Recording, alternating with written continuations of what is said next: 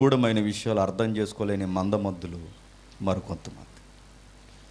ఇలాంటి నిగూఢమైన సంగతులు బోధిస్తున్నప్పుడు ఇన్ని సంగతులు బైబిల్లో లిఖింపబడి ఉన్నా మాకు అర్థం కాని పరిస్థితుల మధ్య దేవుడు మాతో మాట్లాడుతున్నాడని సంతోషించే బృందం కొందరైతే, ఈ తరగతులు ఎప్పుడు ముగిసిపోతాయా అని ఎదురు చూసే భక్తులు చాలామంది ఉన్నారు. మరి ఆ జాబితాలో రెండో జాబితాలో మీరు ఉండక చాలా చాలా ఇంపార్టెంట్ విషయాలు మనం డిస్కషన్ చేస్తున్నాం. ఈరోజు ముగింపు మాటలనే నేను అనుకుంటున్నాను ఈ పరంపరకి. అయితే కొంచెం ఒక 10 నిమిషాలు ముందైనా అయిపోవచ్చు, లేదా ఒక 10 నిమిషాలు ఆలస్యమైన అవ్వచ్చు, కానీ ఒక విలువైన దర్యాప్తుని మాత్రం మనం ముగించబోతున్నాం. చూద్దాం, వెళదాం. అందరూ బైబిల్ ఓపెన్ చేయండి. ఎవరు నిర్లక్ష్యంగా ఉండొద్దు. ఎవరు నిర్లక్ష్యంగా ఉంటే నేను చెప్తున్నాను, వాడి దగ్గరికి దయ్యం చాలా త్వరగా వస్తాడు. ఎందుకంటే ఈ సబ్జెక్ట్ వాడు గురించే నేను సీరియస్గానే చెప్తున్నాను. మీరు మొబైల్ చూసుకునో, దిక్కులు చూసో, లేని కహాని పనులు చేశారో నేను చెప్తున్నాను, వాడికి మీరు దొరుకుతారు. ఇది కామెడీగా తీసుకోవద్దు. వస్తూ వస్తూ ఈ దర్యాప్తులు ప్రారంభించినప్పటి నుంచి ఏం జరుగుతున్నాయో మీకు తెలుసు. మీకు చాలా విషయాలు నేను బయటకు చెప్పట్లేదు. ఇప్పుడు కూడా ఒక ఆయన నేను గుద్దేద్దును కారు మీద నుండి ఏడీపీ రోడ్లో. జస్ట్ మిస్, నాకు నిద్ర వచ్చింది. మరి ఎందుకో దేవుడు లేపినట్టు తలుపు మళ్ళీ వేసినాడు, అలా వెళ్ళిపోయి నేను ఎలా వచ్చేసాను. ఏదైనా జరగవచ్చు. అంతకుముందు వారంలో లీగల్గా ఎలాంటి ఫైట్ చేస్తున్నాం మీకు తెలుసు. మరో పక్కన వ్యక్తిగతంగా లీగల్ ఫైట్ ఏముందో నాకు తెలుసు. ఇక చందుట్లో సడేమీలాగా మధ్యలో ఈ సప్పవరం సామలకోట పోలీస్ స్టేషన్లో మళ్ళీ అదో ఆవిడ ఎవరో మరి హెచ్జీ తెలిసింది. మేడం వచ్చింది. మేడం అంటే సరదా అంటున్నాను. ఆ సిస్టర్ వచ్చారు. మరి ఆవిడ చాలా పిచ్చి పిచ్చి కామెంట్లు పెట్టేది. ఆవిడ నాకు 5వ భార్య అంట, ఆవిడకి నాకు 2 పిల్లలట, మరి పిల్లలకు పెళ్లి చేయకుండా ఎక్కడ తిరుగుతున్నావు ఇన్ని రోజులు అని నన్ను అడిగేది కామెంట్లలో. పిల్లలేనంట ఏకంగా. మా ఆవిడకి చూపించాను, ఇంకా మరి 2 పిల్లలంట, ఎవరో మీ సిస్టర్ అంట అంటే, మరి చేసేయండి పెళ్ళంది, కనబట్టలేదని చెప్పాను. మొత్తం మీద దొరికారు. దొరికిన తర్వాత ఎంతైనా క్రైస్తవులం కాబట్టి చాలా పెద్ద కేసు కట్టొచ్చు. చిన్న వీడియో రికార్డింగ్ చేసి క్షమించి వదిలేస్తాం. మళ్ళీ ఇలాంటి పిచ్చి పని ఇంకోసారి చేసావంటే మాలో ఒకడు తుకలక్క అని ఒకడు ఉన్నాడు, ఆడికి అప్పగిస్తామని చెప్పు. కాబట్టి వెళ్ళిపోయారు. మరలా సీరియస్గా లైవ్లో చెప్తున్నా, ఇలాంటి ఫేక్ ఐడియాలతో చాలామంది ఫేక్ న్యూస్లు మన మీద మాట్లాడుతున్నారు. వాళ్ళు అనుకుంటున్నారు ఏం అంటలేదు అనుకుంటున్నారు. ఇది అనే టైం కాదు, మేము వినే టైం ఇది. మేము అనే టైం వస్తుంది, మీ మీద చర్య తీసుకునే టైం వస్తుంది. ఆ రోజు మాట్లాడుకుందాం అందరూ. ఎందుకు పెట్టారో మీరు చెప్పాలి, ఎందుకు మీ మీద మేము చర్య తీసుకుంటున్నాం మేము కూడా చెప్తాం. కాబట్టి క్యారెక్టర్ని డిగ్రేడ్ చేసి మాట్లాడడం అనేది మనిషిని మానసికంగా చంపడం. కాబట్టి అది జాగ్రత్త. ఎవరైతే పోస్టులు పెడుతున్నారో మాట్లాడుతున్నారో అటు సహోదరులు మాతో వైరం వాళ్ళకి కలగకుండా ఉండాలని దేవుని పక్షాన్ని నేను కోరుకుంటున్నాను. సరే, ఏది ఏమైనా ఈ కన్ఫ్యూజ్ లేదా ఈ యొక్క అలజడంతా జరగడానికి కారణం ఆడొకడు ఉన్నాడు, చీకటి సామ్రాజ్యపతి. ఎవడు? వాడు దావీద్ ఇబ్రాహీంకి బ్రదర్ కాదాడు, అసలు డాన్లకే బాబాడు. ఎవరాడు? వాయుమండల అధిపతి. వాడి గురించి మనం ఆలోచిస్తున్నప్పుడు వాడు సరాసరి వాడు తెస్టేసి కూర్చున్నది స్పేస్లోనే వాడు సెంటర్ పెట్టాడట. స్పేస్లో సెంటర్ జపాన్ వాడు పెట్టక మునిపే, స్పేస్ సెంటర్ నాసా ఏజెన్సీ పెట్టక మునిపే, స్పేస్లో స్పేస్ వాక్ రష్యన్స్ చేయక మునిపే, జీవమనుగడ ఈ భూమి మీద జరగక మునిపే, ఎర్త్లో ఇంచైనా సృష్టింపబడక మునిపే వాడక్కడ స్టేషన్ ఎట్టాడు. ఎవరు? ఆడే వినిబుజిబుల్ యాంటీ పవర్ సాతాను. ప్రభు అయిన యేసుక్రీస్తు వారిని గెత్యం అనే వనములో రోమ అధికారులు, పరిసయ్యులు, శాస్త్రులు, పెద్దలందరూ కలిసి అరెస్ట్ చేస్తున్నప్పుడు ఆ యుగానికి అర్థం కాని మాట ఒక మాట అన్నాడు. ఇది చీకటి అధికారి సంబంధమైన పని, మీరు చేయాలనుకున్నది చేయండి అన్నాడు. వెనకాల ఒకడు ఉన్నాడు, వాడే ఇదంతా చేస్తున్నాడు. సీన్లో మీరున్నారు కానీ సీన్ వెనకాల ఆడున్నాడు అన్నాడు. వాటి గురించి కొన్ని తరగతులుగా ధ్యానిస్తూ ఇప్పుడు మనం వస్తున్నాం. ఈ ముగింపు తరగతిలో ముఖ్యంగా మీరు చూడండి, మీరు చదువుకుంటున్న పిల్లలు కనుక నేషన్స్ అనేవి ఎలా ఏర్పడ్డాయో, ఖండాలు, దేశాలు, జాతివాదాలు అనేవి ఎలా ఏర్పడ్డాయో ఈరోజు జాగ్రఫికల్గా బైబిల్లో బిబిలికల్గా మనం చూడబోతున్నాం. చూద్దాం, ఒకసారి వెళదాం. ఒకసారి 82వ కీర్తన. 82వ కీర్తన అందరూ బైబిల్ దగ్గర పెట్టుకోవాలి. 82వ కీర్తన చెబుతున్న ప్రతి వచనాన్ని చూడాలి. 82వ కీర్తన 82వ కీర్తన మొదటి వచనం. దేవుని సమాజంలో దేవుడు నిలిచి ఉన్నాడు, దైవముల మధ్య ఆయన తీర్పు తీర్చుచున్నాడు. కింది వచనాల పరంపర గతించిన తరగతుల్లో మనం చూసి, ఆ కింది వచనాల యొక్క పరంపర మనం చూస్తున్నప్పుడు కొన్ని పొలిటికల్ విషయాలు ముడిపడి ఉన్నాయి. ఆ పొలిటికల్ విషయాలు ఎవరైతే లోకల్ లీడర్స్ మొదలుకొని సెంట్రల్ నాయకుల వరకు ప్రతి ఒక్కరిని దేవుడు ప్రతిదండన చేయబోతున్నాడు అని చూస్తాం. అయితే ఈ నాయకులు, అధిపతులు అందరి వెనకాల అసలు నాయకులు అదృశ్య ప్రపంచంలో ఉంటారన్నది టెక్స్ట్. అక్కడ చాలామంది అనుకుంటారు అక్కడ దైవాలు అనగానే ఇశ్రాయేలు న్యాయాధిపతులు అని. అది 4వ వచనం, అది 4వ వచనం, 5వ వచనం కనబడుతున్న అక్కడ వచనం ఇశ్రాయేలు న్యాయాధిపతులు. కానీ మొదటి వచనంలో కనబడుతున్న అక్కడున్న దైవాలు ఎవరంటే కనబడని అదృశ్య లోకంలో ఉన్న దేవుని చుట్టూ ఆవహించిన అదృశ్య లోకంలో ఉన్న అదృశ్య డివైన్ కౌన్సిల్ అన్నారు. స్కాలర్స్ వారిని డివైన్ కౌన్సిల్ అన్నారు, వాక్యానకర్తలు గాడ్స్ కౌన్సిల్ అన్నారు, మరికొంతమంది ఏమన్నారంటే ఇన్విజిబుల్ స్పిరిట్స్ అన్నారు. ఒక్కొక్కరు ఒక్కోలా మాట్లాడారు. ఎవరు ఏం మాట్లాడినా మెయిన్ థీమ్ మాత్రం ఒక్కటే, కనబడని ప్రపంచం కనబడుతున్న ప్రపంచంతో కనబడకుండా ముడిపడుతూనే తిరుగుతుంది అని. మీకు విషయం చెప్తాను, పరలోకం ఎక్కడో ఎక్కడో ఎక్కడో దూరంగా ఉందని ఎప్పుడు మాత్రం అనుకుని అలా ఆగిపోకండి. అది అనుకుంటే ఎక్కడే ఇట్టే కూడా కనబడదు. మీరు ఆలోచించండి, స్టెఫను అలా చనిపోతూ ఉండగా స్టెఫనుకి ఏం కనబడుతుందట? పరలోక సింహాసనం, సింహాసనం మీద దేవుడు, దేవుడు పక్షాన దేవుడు కుడిపార్శ్వన ప్రభు అయిన యేసుక్రీస్తు. అంటే హెవెన్ మనకెక్కడో దూరంగా లేదు, కనబడే అంత దగ్గరగానే ఉంది. చూడగలిగే శక్తిని దేవుడిస్తే మనకు కనబడుతుంది. ఎలీషా తన చుట్టూ చాలా మూకలు రణరంగం చేసి ఎలీషాని చంపేయాలనుకున్నప్పుడు శిష్యులు భయపడుతూ ఉండగా ఆ శిష్యుడు భయపడుతున్న ఆ శిష్యుడికి, ప్రభువా వీడి కళ్ళు ఒక్కసారి తెరువు, వీడి కనబడేలా చూపించంటే ఆ హెవెన్లీ కౌన్సిల్ ఏదైతే ఉందో ఒక్కసారి కనబడిందంటే ఇవన్నీ మనకి ఏం చెప్తున్నాయి చెప్పండి? అదృశ్య లోకం ఎక్కడో దూరంగా లేదు, దృశ్యలోకాన్ని ఆవహించే ఉంది. ఈ దృశ్యలోకాన్నే అదృశ్యలోకం ఎందుకు ఆవహించింది? ఎందుకంటే ఎవ్రీ నేషన్ దానితో ఇంక్లూడింగ్ అయి టాండమిక్ లేదా ఒక అవినాభావ సంబంధం కలిగి నడుస్తుంది ఇరులోకాలు అన్నది బైబిల్ థీమ్. అందుకే ఆది కాండం నుంచి ప్రకటన గ్రంథం వరకు కొన్ని సందర్భాల్లో హెవెన్ అనే కన్నా ఆకాశం అన్నాడు. ఆకాశం అంటే ఏంటని మూల పదాలు ఎదిగితే ఆకాశం అంటే ఏదో కాదు, అదృశ్య లోకం అన్నాడు. ఇప్పుడు మనం చదువుతున్నాం, జాగ్రత్తగా వినండి. దేవుని సమాజంలో దేవుడు నిలిచి ఉన్నాడు, దైవముల మధ్య ఆయన తీర్పు తీర్చుచున్నాడు. దైవాలకి తీర్పు. ఎవరికి తీర్పట? దైవాలకి తీర్పు. ఇప్పుడు మరలా అడుగుతున్నాను, దైవాలకి తీర్పు ఏంటి? అంటే దైవాలకి తీర్పు తీరుస్తానంటున్నాడంటే యెహోవా కాకుండా దైవాలు ఉన్నారా అన్నదిగా మనం ఆలోచిస్తున్నాం. ఆ దైవాలు ఎవరో కొంతవరకు అర్థం చేసుకున్నాం. ఆ దైవాలకి తీర్పు తీరుస్తాడట అని అడుగుతున్నాను.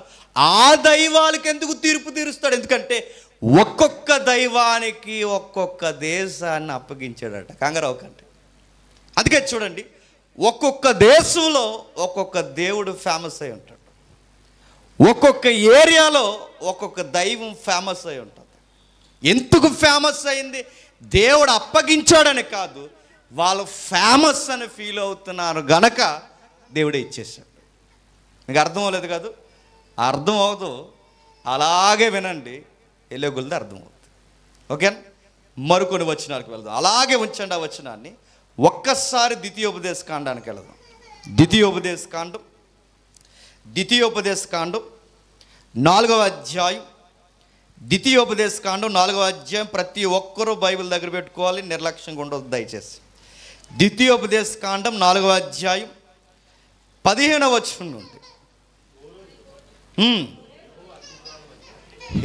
హోరేబులో యెహోవా అగ్నిజ్వాలల మధ్య మీతో మాట్లాడిన దేవుడు, మీరు ఏ స్వరూపము చూడలేదు, కావున మీరు భూమి మీద ఏ జంతువు ప్రతిమనైనను, ఆకాశం మందున్న ఏ రెక్కల గల ఏ ప్రతిమనైనను, నేల మీద ప్రాకు ఏ ప్రతిమ పురుగునైనను,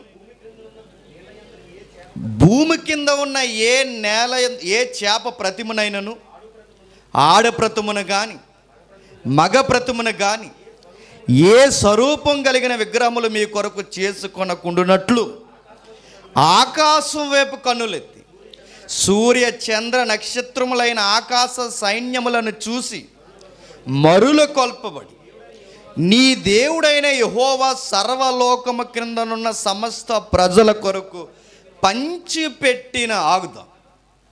సర్వలోకానికి దేవుడు ఏం చేశాడట? కొందరు దేవుళ్ళని దేవుడే పంచిచ్చాడట. నా మాట మీకు అర్థమవుతుందా? దేవుడే ఏం చేశాడట? దేవుడే పంచిచ్చాడట. అంటే అరే అబ్బాయి, మీకు ఈ విధమైన రలం మీకు నచ్చింది కనుక, ఈ అదృశ్య రలం మీరు అదృశ్య రలంలో ఉన్న ఆ విషయం మీకు తెలియకుండా దృశ్యములో ఉన్న ఈ ఆకారం మీకు నచ్చుతుంది కనుక మీరు తీసుకొని రా అబ్బాయిలు అన్నాడట. అయితే అన్ని జాతుల వారికి దేవుళ్ళని ఇచ్చాడు, కానీ ఒక జాతికి మాత్రం దేవుడిని ఇవ్వలేదట. ఎవరు వాళ్ళు? ఇశ్రాయేలు. ఎందుకు? మీకు దేవుడిని నేనే, మీకు దేవుణ్ణి నేనే కాబట్టి మీరు ఏ ప్రతిమను మొక్కకూడదు. వాళ్ళకి దేవుడు అంటే లేనిపోని టెంప్టేషన్స్కి వాళ్ళు గురయ్యారు, మరులు కొలపబడ్డారంటే అబ్బా మాకు ఇదే ఇష్టమని వాళ్ళు ఫీల్ అయ్యి ఒక ప్రతిమను చేసుకున్నారు, ఇష్టపడ్డారు, వర్షిప్ స్టార్ట్ చేశారు, అనాయింటింగ్ చేశారు, మంత్రోచ్చారణలు జరిగే. ఆ లేని దైవత్వం లేని బాగా వినాలి, నా పదాలు మీకు అర్థమవుతున్నాయి లేదు, లేని దైవత్వం లేని ఒట్టి విగ్రహానికి దైవత్వాన్ని ఆపాదించాలని వారు ఫీల్ అవుతున్నారు కనుక, వారు ఫీల్ అవుతున్న దైవత్వానికి నేనే ఒక తత్వాన్ని ఇచ్చి పక్కకి తోసేసాను అంటున్నాడు. అంటే మీరు కావాలంటే చూడండి, ప్రపంచంలో ఏ దేశాలు మీరు తిరిగేసినా దేవుళ్ళ యొక్క ఆకారాలు ఏముంటాయి? ఇక్కడ ఏ లిస్ట్ అయితే చదివామో ఆ ఆకారాలు ఉంటాయి. మీరు చూడండి కావాలంటే. జపాన్ వారిని చూడండి, చైనీస్ని చూడండి, ఆ డ్రాకులో ఉంటుంది వాళ్ళ దేవుడు. మన దేవుళ్ళు కూడా కొన్ని ఉంటారు, ఎవరన్నా నన్ను అడగండి. చాలా రకాల దేవుళ్ళు ఉంటాయి. పులుల దేవుడు, సింహాల దేవుళ్ళు, ఎగిరే పక్షుల దేవుళ్ళు, డాగ దేవుడు, ఈజిప్ట్లో నక్కల దేవుళ్ళు, ఈజిప్ట్లో పిల్లి దేవుడు, ఈజిప్ట్లో సగం మనిషి సగం ఎద్దు దేవుడు, అసూరియన్స్లో మోపురం కలిగిన ఎద్దు దేవుడు, సగం మనిషి దేవుడు, నరస్వరూపం దేవుడు, ఆడవాళ్ళు దేవుళ్ళు, మగ రూపాల దేవుళ్ళు. దేవుళ్ళనే ఒక థీమ్ మీరు తీసుకోండి, ఇంతకు మించిన ఇమేజ్ దాటుందా చెప్పండి? ఇదే ఇమేజ్ మీరు ప్రపంచంలో ఎక్కడికి పోయినా, పక్షుల దేవుళ్ళు, జంతువుల దేవుళ్ళు, మనుషుల ఆకారాల దేవుళ్ళు. అడ్వాన్స్ అయిపోయి కొంతమంది మనుషులు ఏం చేస్తారంటే, ఇదిగో మనం దేవుళ్ళు అన్నామంటే కనీసం మనకు ఒక తలకాయ దేవుడు అంటే కనీసం 10 తలకాయలు ఉండాలని పెట్టారు అంతే. మన మనుషులు మనకు 2 ఉన్నాయంటే కనీసం దేవుడికి 10 ఉండాలి అన్నారు. గ్రీక్ దేవుళ్ళు అందరూ అంతే, మిడిల్ ఆసియా దేవుళ్ళు అంతే, అక్కడి నుంచి డౌన్లోడ్ చేసుకున్నావు కూడా అంతే. మీరు ఎక్కడైనా మీరు చూడండి, దేవుడు అనగానే ఒక ఎక్స్ట్రీమ్ ఉండాలి. అంటే ఒక తెలియని మనకన్నా అదృశ్యమైన శక్తిగా మనం కొలుస్తున్నాం కనుక అంతగానే పవర్గా ఉండాలి. దేవుడు అనగానే, దేవత అనగానే, మిలవేలుపు అనగానే 2 కాళ్ళు ఉంటే సరిపోవు, మరి కనీసం 5-6 కాళ్ళు ఉండాలన్నారు. చేప, ఇదే చేప దేవుడు, ఎగిరే పక్షి దేవుడు, భయంకరమైన సింహం దేవుడు. ఎందుకు దేవుడు? ఏదైతే వాళ్ళకు భయం గొలుపుతుందో అదే దేవుడు. ఈ దేవుళ్ళను దేవుడే పంచిచ్చాడట. అదేంటండి? దేవుడు పంచివ్వడం ఏంటంటే దేవుడే కావాలని పంచిచ్చాడట. ఇంకా అర్థం లేదు కదా? అలానే ఉంచండి, మరో వచనానికి వెళదాం. అలానే ఉంచండి. 32వ అధ్యాయం, ఇదే ద్వితీయోపదేశకాండం 32వ అధ్యాయం, ఇదే ద్వితీయోపదేశకాండం 32వ అధ్యాయం మొదటి వచనం నుంచి చూడండి. ఆకాశ మండలమా చెవియొగ్గు, నేను మాటలాడుదును. భూమండలమా నా నోటి మాట వినుము. నా ఉపదేశము వానవలే కురిన సందర్భం మీకు తెలుసుగా. నాయకుడైన మోసే గారి యొక్క కాలగమనం ముగిసిపోయింది. ఆయన నాయకత్వం ముగిసిపోతున్న సమయంలో ఆయన నాయకత్వాన్ని మరలా మరొక ఆయనకి అప్పగిస్తున్నాడు. ఎవరికి? యెహోషువకి. యెహోషువకి మోసేకి మధ్య ప్రజలకు ఒక విచిత్రమైన పాట వినిపించాలనుకున్నారు. అది పాటే కాదు, ప్రజలకు పాఠం కూడా. ఆ పాఠంలో ఏమున్నాయంటే దేవుని మాటలు ఉన్నాయి. ఆ మాటలు వారు చెబుతున్నప్పుడు అన్నారు, మేము చెబుతున్న మాటలు మీరొక్కడే వినడం లేదు, అదృశ్య లోకంలో ఉన్నవారు కూడా వింటున్నారు. ఆకాశ మండలమా అంటే అక్కడ మూలార్థం ఏంటో తెలుసు. ఆకాశ మండలం అంటే అదృశ్య లోకంలో ఉన్నవారులారా అని. అంటే ఇప్పుడు ఈ చర్చిలో ఈ 4 గోడల మధ్య మనం చెబుతున్న మాటలు మీరే వినడం లేదు, అదృశ్య లోకంలో ఉన్న రెలమ్స్ వాళ్ళందరూ కూడా వింటున్నారు. మనకు కనబడని మహాశక్తులందరూ వింటున్నారు. పేతురు కూడా అదే అంటాడు. ఇదిగో సంఘములో దేవుని పిల్లలు మాట్లాడుకున్న మాటలు ఏం మాట్లాడుకుంటున్నారా అని దేవదూతలు చెవియొగ్గి తొంగి చూసి ఏం మాట్లాడుకుంటున్నారా అని వింటారట. అంటే ఈ 8 నుంచి 9వ తరగతి ఏం చెప్తారని మీకు ఇంట్రెస్ట్ ఉందో లేదో నాకు తెలియదు, కానీ వాళ్ళు ఇంట్రెస్ట్గా వింటారట. పౌలు గారు కూడా చెప్తారు, ఇదిగో మీకు మాట్లాడుతున్న ఈ మాటలు ఏవైతే ఉన్నావో నేను చెబుతున్న మాటలు మీకే కాదు, అదృశ్య లోకంలో ఉన్నవారు కూడా చెప్పడానికే కడపటున్న నన్ను దేవుడు సేవకే పిలుచుకున్నాడు అన్నాడు. అంటే ఈ యొక్క విధానం లేదా ఈ థీమ్ లైన్ ఈ పౌలు గారికి పేతురుకే కాదు, పురాతనమైన నాయకుడైన ఎవరికి తెలుసట? మోసే గారికి కూడా తెలుసట. మోసే గారు అంటున్నారు చూడండి, ఆకాశ మండలమా చెవియొగ్గుము, నేను మాటలాడుదును. భూమండలమా నా నోటి మాట విను. ఈ మాట ఎలా అర్థం చేసుకున్నట్టు కొంతమంది ఏమన్నారంటే భూమి వింటుందండి, భూమిలో సిలికాన్ అనే మ్యాటర్ ఉంది, వింటుంది అన్నారు. ఇంచోపు ఇదే గొడవ. ఇంకా సిలికాన్లో ఏముందంటే మెమరీ కార్డులు ఉన్నాయంట, అందులో మెమరీ కార్డులు ఉన్నాయి, ఇందులో మెమరీ కార్డు బొంద ఉన్నాయి. ఇక్కడ మెమరీ కార్డుల కోసం కాదు చెప్పేది, చెప్పండి, అదృశ్య లోకం కోసం చెప్తున్నారు. అదృశ్య లోకం అంటే ఒక కనబడని ప్రపంచం ఉంది, ఒక కనబడుతున్న ప్రపంచం ఉంది.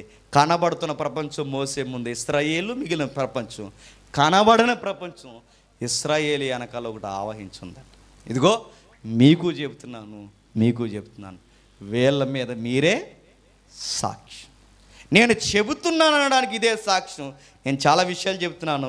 నా ఉపదేశం వానవలే కురియును, నా వాక్యము మంచు వలె లేత గడ్డ మీద పడు చినుకు వలె పచ్చిక మీద కురి వర్షము వలె ఉండును అని చెబుతూ చెబుతూ చెబుతూ చెబుతూ చెబుతూ చెబుతూ 8వ వచనంలో ఏమంటున్నాడు చూడండి. 7వ వచనంలో పూర్వ దినములను జ్ఞాపకం చేసుకొనుము, తరతరముల సంవత్సరములను తలంచుకొనుము, నీ తండ్రిని అడుగుము, అతడు నీకు తెలుపును, నీ పెద్దలను అడుగుము, వారు నీతో చెప్పుదురు. ఇక్కడ నీవు నీ అంటే నీవు నీ అనే ఆ పదాలు ఎవరిని అడ్రస్ చేస్తున్నాయి? ఇశ్రాయేలీ. ఇదిగో మీ పెద్దలను అడగండి, మీ స్వజులను అడగండి, మీ పురాతనమైన చరిత్రను అడగండి, మేము ఏమేం చేసామో చెప్తారు. అయితే మీకు చరిత్ర తెలియాలి ఇశ్రాయేలు జనాంగమా అన్న. మీకు విచిత్రమైన చరిత్ర తెలియాలి. అసలు ఈ దేశాలు ఎలా ఇడిగిపోయాయో మీరు నేర్చుకోండి అన్నాడు. ఎవరు? మోసే గారు. ఎలా నేర్చుకోవాలి చెప్తున్నాడు చూడండి. మహోన్నతుడు జనములను వారి వారి స్వాస్యములను విభాగించినప్పుడు, నరజాతులను ప్రత్యేకించినప్పుడు, ఇశ్రాయేలు లెక్కను బట్టి ప్రజలకు సరిహద్దులను నియమించును. బాగా వినాలి. దేశాల్ని దేవుడు విడదీయాలనుకున్నప్పుడు దేవుడు దేనిని బట్టి విడదీశాడట? చెప్పాలి. తెలిగేది చెప్పాలి. మళ్ళీ చదవడం ఒకసారి. ఎందుకన్నా మంచిది, మీకు మంచిది, నాకు మంచిది. చదువుదాం ఒకసారి. మహోన్నతుడు జనములను వారి వారి స్వాస్యములను విభాగించినప్పుడు, నరజాతులను ప్రత్యేకించినప్పుడు, అంటే జాతులు, ఇండియన్స్ లేదా Australia, Russia, Israel, Egypt, Africans, ఎవరైతే జాతులు విడదీస్తున్నాడో ఈ జాతుల్ని దేశాలుగా స్వాస్యములుగా ఇలా విడగొట్టాడట. ఆ విడగొడుతున్నప్పుడు ఒక స్కేల్ని బట్టి విడదీశాడట. ఏంటి ఆ స్కేలు? కొలత ఏంటి? బాగా వినండి. ఇశ్రాయేలు లెక్కన బట్టి ప్రజలకు సరిహద్దులను నియమించాడు. ఇప్పుడు నాకు ప్రశ్న, ఇశ్రాయేలు వచ్చేంత వరకు దేశాలు విభాగింపబడలేదా? ఇశ్రాయేల్ ఎప్పుడు వచ్చిందండి? నా మాటలు మీకు అర్థమవుతున్నాయి లేదు? బైబిల్ చదివితే అర్థమవుతాయి, చదవకపోతే అర్థమవు. ఇశ్రాయేల్ ఎప్పుడు వచ్చింది? యాకోబు వస్తే, యాకోబుకి 12 మంది పుడితే, ఆ 12 మంది తెగ అయితే, వాళ్ళు ఎదిగి పెద్ద అయితే అప్పుడు ఇజ్రాయేల్ అని ఒక అడ్రస్ వచ్చింది. యాకోబు వచ్చేంత వరకు యాకోబుకు 12 మంది కొడుకులు పుట్టకపోతే ఇశ్రాయేలే లేదు. యాకోబుకు పిల్లలు పుట్టక ముందు ప్రపంచం లేదా? ఉందా లేదా? ఉంది. మరి అప్పటికి ప్రపంచ దేశాలు లేవా? ఉన్నాయా లేదా? ఉన్నాయి. మరి వీళ్ళని బట్టి విభజించడం అంటే, ఇప్పుడు వీళ్ళని బట్టే దేశాలు విభజిస్తే ఈ దేవుడు ఇప్పుడిప్పుడు మధ్యలో పుట్టుకొచ్చిన దేవుడా? ఆ మాటలు మీకు అర్థమవుతున్నాయి లేదు? అంటే ఇప్పుడు వీళ్ళని బట్టే విడదీస్తే ఇజ్రాయేల్, యాకోబు తర్వాత ఇజ్రాయేల్, అంతకుముందు ఇస్సాకు, అంతకుముందు అబ్రహాం, అంతకుముందు నోవహు, అంతకుముందు ఆదాము. ఆదాము దగ్గర నుంచి నోవహు ఉన్నాడు. నోవహుకి ఆదాముకి ఒక కొన్ని వేల సంవత్సరాల చరిత్ర ఉంది. అక్కడి నుంచి నోవహు దగ్గర నుంచి వేల సంవత్సరాల చరిత్ర అబ్రహాంకు ఉంది. అబ్రహాం దగ్గర నుంచి పితరుల చరిత్ర ఉంది. పితరుల దగ్గర నుంచి ఇస్సాకు ఉన్నాడు. ఇస్సాకు దగ్గర నుంచి యాకోబు, యాకోబుకి 12 మంది. అప్పటికి చాలా నాగరికత నడిచింది. చాలామంది క్వశ్చన్ అడుగుతారు, ఎప్పుడు గుర్తుపెట్టుకోండి, బైబిల్ చరిత్ర 6000 చరిత్ర అంటే కదని ఎవడ చెప్పాడు? బైబిల్ చరిత్ర ప్రకారం ఆంథ్రోపాలజీ, మానవ నాగరికత 6000 సంవత్సరాలు చెప్పారన్నో. బైబిల్ మానవ నాగరికత 6000 సంవత్సరాలని చెప్పలేదు. ఎవడో 19వ శతాబ్దంలో ఒక విచిత్రమైన వ్యక్తి ఈ సమాజానికి లేని వివరణ ఇచ్చేశాడు. అది ఎప్పుడైనా సమయం వచ్చినప్పుడు చెప్తాను. ఆ లేని వివరణ ఇచ్చినప్పుడే ఈ 6000 సంవత్సరాల చరిత్రను వాడికొచ్చింది. నిజానికి 6000 సంవత్సరాల చరిత్రగా. ఎందుకంటే అబ్రహాముకు ముందు చాలా చరిత్ర ఉంది. ఆదాము చరిత్ర ఎప్పుడుదో సరిగ్గా అంచనా వేయలేం. పితరుల చరిత్ర, ఇంకా మూల పితరుల చరిత్ర ఎప్పుడో అంచనా వేయలేం. అసలు సృష్టి ఎప్పుడు పుట్టిందో కూడా బైబిల్ యొక్క ఆ వచనాలు చదువుతున్నప్పుడు అంచనా వేయలేం. ఎందుకంటే అది పురాతనమైన కాలం. ఇప్పుడు మన ప్రశ్న, ఇశ్రాయేల్ని బట్టి దేశాలు విడదీస్తే అప్పటికే దేశాలు ఉన్నాయిగా విడిపోయి. ఎక్కడున్నాయి విడిపోయి? దేశాలు ఎప్పుడు విడిపోయినాయి? ఎప్పుడు విడిపోయినాయి చెప్పండి? దేశాలు ఎప్పుడు విడిపోయినాయి చెప్పండి? కరోనాలో విడిపోయినాయా? మరి ఎప్పుడు విడిపోయినాయి చెప్పండి? దేశాలు ఎప్పుడు విడిపోయినాయి? ఆదికాండం 10వ అధ్యాయంలో విడిపోయాయి. ఎప్పుడు విడిపోయినాయి? ఆదికాండం 10వ అధ్యాయంలో దేశాలు విడిపోయినాయి. ఆదికాండం 10వ అధ్యాయంలో దేశాలు విడిపోతే ఇంకా 2 అధ్యాయాలు జరగలేదు. అప్పటికి అబ్రహాం అనే ఉనికి ఇంకా ఆయనకి పిలుపు రాలేదు. అబ్రహామే లేకముందే దేశాలు విడిపోయాయి. అది కూడా బైబిల్లో ఉంది. ఎక్కడ ఉంది చూద్దాం ఒకసారి రండి. ఈరోజు మీకు పిచ్చి లేగిపోద్ది. ఈరోజు రండి. ఆదికాండం 10వ అధ్యాయం. ఆదికాండం 10వ అధ్యాయం. ఆదికాండం 10వ అధ్యాయం 32వ వచనం చూడండి ఒకసారి. వారి వారి జనములలో వారి వారి సంతతుల ప్రకారం నోవహు కుమారుల స్వాస్యములు ఇవే. జలప్రవాహం గతించిన తర్వాత వీరిలో నుండి జనములు భూమి మీద వ్యాపించు. నాకుదా ఒక మాట, చిన్న ఇన్ఫర్మేషన్ సందర్భం వచ్చింది. 10వ అధ్యాయం బాగా వినాలి. 10వ అధ్యాయంలో జరుగుతున్న సంగతులు 11వ అధ్యాయం తర్వాత జరిగాయి. అయిపోయారు ఈరోజు మీరు. మళ్ళీ చెప్తున్నాను చూడండి. 11వ అధ్యాయంలో జరుగుతున్న సందర్భాలు ఏవైతే ఉన్నావో అది 10వ అధ్యాయానికి ముందు జరిగాయి. 10వ అధ్యాయంలో జరుగుతున్న సంగతులు ఏవైతే ఉన్నావో అది 11వ అధ్యాయం తర్వాత జరిగిన సంగతి. మరి ముందు ఎందుకు అది ఉంది, వెనకాల ఇది ఎందుకు ఉందంటే విషయాన్ని వివరించడానికి రైటర్స్ ఎత్తుకునే విధానం అది. మీకు విషయం చెప్పనా, ఈ బిల్డింగ్ కట్టామండి అంటాం. బిల్డింగ్ ఎలా కట్టావో ఎప్పుడు చెప్తాం? ఇసుక ఎక్కడి నుంచి తెచ్చావు, సిమెంట్ ఎక్కడి నుంచి తెచ్చావు, ఐరన్ ఎక్కడి నుంచి తెచ్చావు, ఇది నెక్స్ట్ వివరణ. ఇప్పుడు వివరించే టైంలో ఇల్లు కట్టట్లేదు, ఆల్రెడీ ఇల్లు కట్టేసాం, కట్టిన దాన్ని వివరిస్తున్నాం. ఇది మీకు అర్థమైతే ఆదికాండం 10వ అధ్యాయంలో జరుగుతున్నది ఏదో కట్టేసిన విషయాన్ని చెబుతున్నాడు. వివరణ ఎక్కడ చెబుతున్నాడు? 11 అంటే అందుకే చూడండి, ఆదికాండం 1వ అధ్యాయం 1వ వచనం చదువుతున్నాడు. ఆది యందు దేవుడు భూమి ఆకాశములను సృజించాను చెప్పేశాడు. దేవుడు భూమి ఆకాశమును సృజించాను. ఎలా సృజించాడో వివరించేదే కింద వచ్చిన ఆదికాండం అనుకున్న స్టైల్ అది. అంటే విషయం ముందు చెప్పేస్తాడు, అది ఎలా వచ్చింది చెప్తాడు. అప్పుడప్పుడు చూసారా, ముందు శాసం మనకు చెప్పి రే దీనికి టేబుల్ ఎదుగు రారా అంటారు. మనకు అది అర్థం, మళ్ళీ శాసమే వేస్తాం మనం, అందుకే పాస్ అవ్వం. ముందు ఆన్సర్ చెప్పేస్తారు. ఈ ఆన్సర్ ఎలా వచ్చిందో చెప్పంటారు చూసారా. అంటే ఆ లెక్కకు ఆన్సర్ ఎలా వచ్చింది, ఇప్పుడు నువ్వు సరిగ్గా ఆ లైన్స్ అన్నీ వేసుకుంటూ ఆన్సర్ ఎలా వచ్చిందో చెప్పాలి. సేమ్ అంతే. అంటే ఇప్పుడు 10వ అధ్యాయంలో జరుగుతున్నది 11వ అధ్యాయం ముందు జరిగింది. అంటే 11వ అధ్యాయంలో ఏం జరిగింది? వీళ్ళందరికీ ఒక నాయకుడు ఉన్నాడు, నియంత. అసలు నియంత ఆడు ఎవరు? నిమ్రోదు. ఆ నిమ్రోదు హయాంలో ఒక పెద్ద టవర్ కట్టారు వాళ్ళు. ఆ టవర్కి ఒక పేరుంది, బాబేలు. బాబేల్ అంటే ఇక్కడే చెప్పాను మీకు లెసన్. బాబేల్ అంటే హెబ్రూ శబ్దం దేవుని ముఖద్వారము. దేవుడు వచ్చే ద్వారం అంటే ఏంటి? Tower, prayer tower, prayer temple, ఎత్తైన గుళ్ళు, కొండల మీద గుళ్ళు, మెట్ల మీద గుళ్ళు, సూదు గుళ్ళు, ఇవన్నీ ఎందుకు కడతారు అనుకున్నారు? దేవుడికి టవర్ అది. నిజంగానే ఈ కల్చర్ ఎలా వచ్చిందంటే నిమ్రోదు కూడా తెచ్చాడు. అంటే దేవుడు అలా వస్తే ఈ పబ్లిక్లోకి అలా వస్తూ ఉండగా ఆ సూదిగా కడతారు పైకి టవరు. ఆ టవర్ కట్టిన తర్వాత పైన ఒక గుమ్మం పెడతారు, గుమ్మానికి డోర్ పెడతారు. ఎప్పుడైనా చూడండి సూదుగుళ్ళు ఈసారి. కాకపోతే మన వాళ్ళు కొంచెం థీమ్ మార్చి గంట పెట్టారు. ఎవరు? మన బ్యాచ్ కాపీయే సేమ్. వాళ్ళ గుడి కట్ట చివరిని ఒక స్టేజ్ ఎట్ట, పైన ఒక తలుపు పెడతారు. అక్కడ గుమ్మ ఎందుకు కట్టారు, అక్కడ తలుపు ఎందుకు కట్టారు? అక్కడ ఎవరో వెళ్ళి దూరాల కిందకు వస్తారని కాదు, డైరెక్ట్ దేవుడు అలా వస్తాడని. ఈ యొక్క కట్టడాలు కట్టింది ఎవడట? నిమ్రోదు. కానీ వాటినే జిగ్రాట్స్ అంటారు. వాటి పిరమిడ్స్కి ముందున్న కట్టడాలే జిగ్రాట్స్.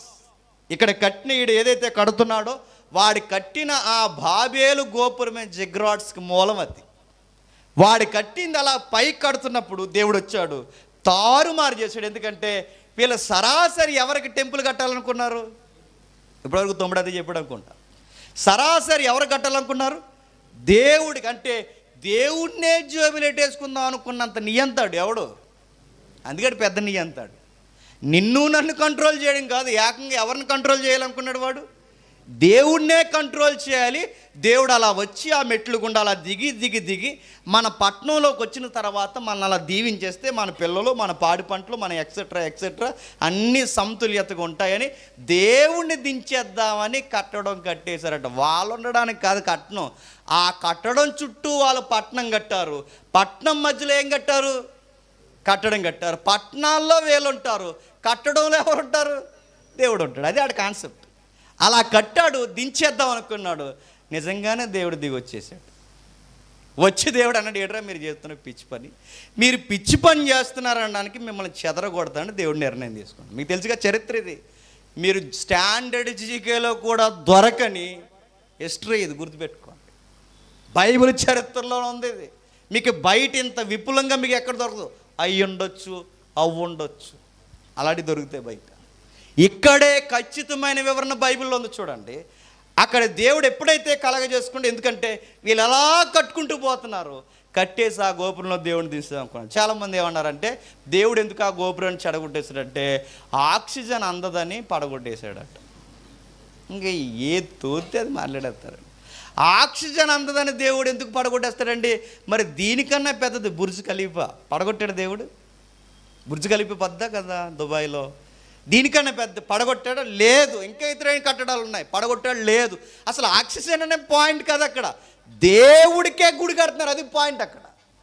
అందుకే దేవుడు దిగొచ్చాడు, ఆయన యొక్క చిత్తానికి వ్యతిరేకమైన పని చేస్తున్నాడు, చెడగొట్టాడు. చెడగొడితే వీళ్ళ భాష మారిపోయింది. ఎప్పుడైతే భాష మారిపోయిందో ఎవడికి వాడికే భాష అర్థం అవట్లేదు. మీకు చెప్పాను చాలాసార్లు, ఇలా రాని ఒక్క భాష ఉండేదట, సుమేరియన్ లాంగ్వేజ్. చెప్పాను ఒకసారి మీకు, ఒకే భాష ఒకే పలుకు ఉండేదట. ఆ ఒక్క భాష రకరకాల ఎర్రి మాటలు వచ్చేసినాడు. దేవుడు కన్ఫ్యూజ్ చేశాడు వాళ్ళని, తారుమారు చేశాడు వాళ్ళని. ఎప్పుడైతే తారుమారు చేశాడో, ఇలా రారా అని ఇప్పటివరకు ఒక భాషలో పిలిచి నేను సడన్గా ఒక ఎర్రి లాంగ్వేజ్లో అన్నాను, ఎదురాయే అన్నాను. ఆడికి అర్థం లేక ఎదురాయ అంటున్నాడు ఏంటి అనుకున్నాడు. ఎదురాయ అని ఎవరికైతే అర్థమైందో వాళ్ళందరూ ఒక టీం అయిపోయారు. ఇలా రా అన్న వాళ్ళందరూ ఒక టీం అయిపోయారు. ఒక్కొక్కడు ఒక్కొక్క ఎర్రి భాష ఎవరికైతే కనబడుతుందో ఒక్కొక్కడు ఒక భాషలోకి ఫామ్ అయిపోయి వాళ్ళు విడిపోవడానికి స్టార్ట్ అయ్యారు. అయితే ఆ లోపల పడిపోయిన మూలం ఉంది చూసారా, దేవుడితో కనెక్ట్ అవ్వాలని. ఆ దేవుడితో కనెక్ట్ అవ్వాలన్న థీమ్ అలాగే గుండెల్లో ఉంది కనుక ఆ వస్తువులు ఏం చేశారంటే చెట్టుకు మొక్కారు, పుట్టకు మొక్కారు, గుట్టకు మొక్కారు, నదులకు మొక్కారు, మెట్టలకు మొక్కారు, చేసుకున్న చెక్కలకు మొక్కారు, చేసుకున్న ఆకారాలకు మొక్కారు. మొక్కిన ప్రతి దాని వెనకాల దేవుడు ఒక్కొక్క కానబాడని ఇన్విజిబుల్ పవర్ని పెట్టాడు. చరిత్ర అర్థమవుతుందా? అంటే ఇప్పుడు ఇక్కడ రాయబడిన మాట ఏదైతే ఉందో, వీళ్ళు ఆరాధిస్తున్న ఈ క్రమంలో వీళ్ళు వర్షిప్ చేస్తున్నప్పుడు ఈ వర్షిప్ను అందుకోవడానికి ఎవరో వెనకాల ఉన్నారట. ఆ దేశాలు దేవుళ్ళు. అంటే ఇప్పుడు దేశాలన్నీ ఎలా విడిపోయినాయి అంటే జాతులను బట్టి, దేశాలన్నీ ఎలా విడిపోయాయి అంటే దేవుళ్ళని బట్టి. ఈ దేవుళ్ళని దేవుడు ఎలా విడదీశాడంటే గుర్తుపెట్టుకోండి, ఆ దేవుళ్ళని బట్టే దేశాలు విడదీశాడట. మరి ఇందాక ఇశ్రాయేల్ని బట్టి అని ఉంది కదంటే అసలు మూలంలో ఇశ్రాయేల్ అని లేదు. ఇప్పుడు ఒక ఇమేజ్ చూపిస్తాడు తమ్ముడు, ఒకసారి చూడండి. ఒక్కసారి మీరు చూస్తే మూలంలో ఏముందో ఒకసారి మీరు చూడండి. అదే ద్వితీయోపదేశకాండం 32వ అధ్యాయం 8వ వచనం.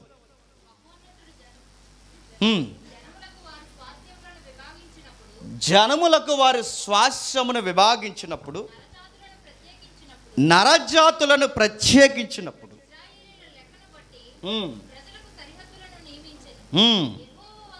ఎవరిని బట్టి? ఇశ్రాయేల్ని బట్టి అడుగుతుంది. అప్పటికి 11వ అధ్యాయం 10వ అధ్యాయంలో ఇశ్రాయేల్ ఉందా? లేదు. అప్పటికి అబ్రహాం ఉన్నాడా? లేడు. అప్పటికి ఇస్సాక్ అనే ఆయన ఉన్నాడా? లేడు. యాకోబు ఉన్నాడా? లేడు. అసలు 12 మంది, అసలు మూలమే లేదు. వీళ్ళెవరో లేకముందే దేశాలు విడిపోయాయి. మరి ద్వితీయోపదేశకాండంలో ఇశ్రాయేల్ని బట్టి విడదీశాడంటాడేంటి అంటే అక్కడ ఏదో మూలం ఉందన్నమాట. మూలంలో ఏముందో ఒకసారి చూడండి. మూలంలో ఏమని రాసాడో ఒకసారి చూడండి. చాలా పెద్ద పెద్ద థీరీస్ ఉన్నాయి, కాకపోతే మనకు అర్థం కావడానికి కొన్ని మాత్రమే నేను తెచ్చాను. జస్ట్ వినండి. ఒకవేళ ఎవడైనా ఓ అంకురోడు మాట్లాడితే అప్పుడు ఆ మసాలా అంతా బయటకు తీద్దాం. According to the number in is heavenly court అని ఉంది చూడండి. ఏంటంట? Heavenly court. హెవెన్లీ కోర్ట్ అంటే 8 వారాల నుంచి మాట్లాడుకుంటాను చెప్పండి. హెవెన్లీ కోర్ట్ అంటే అదృశ్య లోకంలో ఉన్న శక్తులు. అంటే ఇశ్రాయేలీలను లేదు, మరి ఏమనుంది?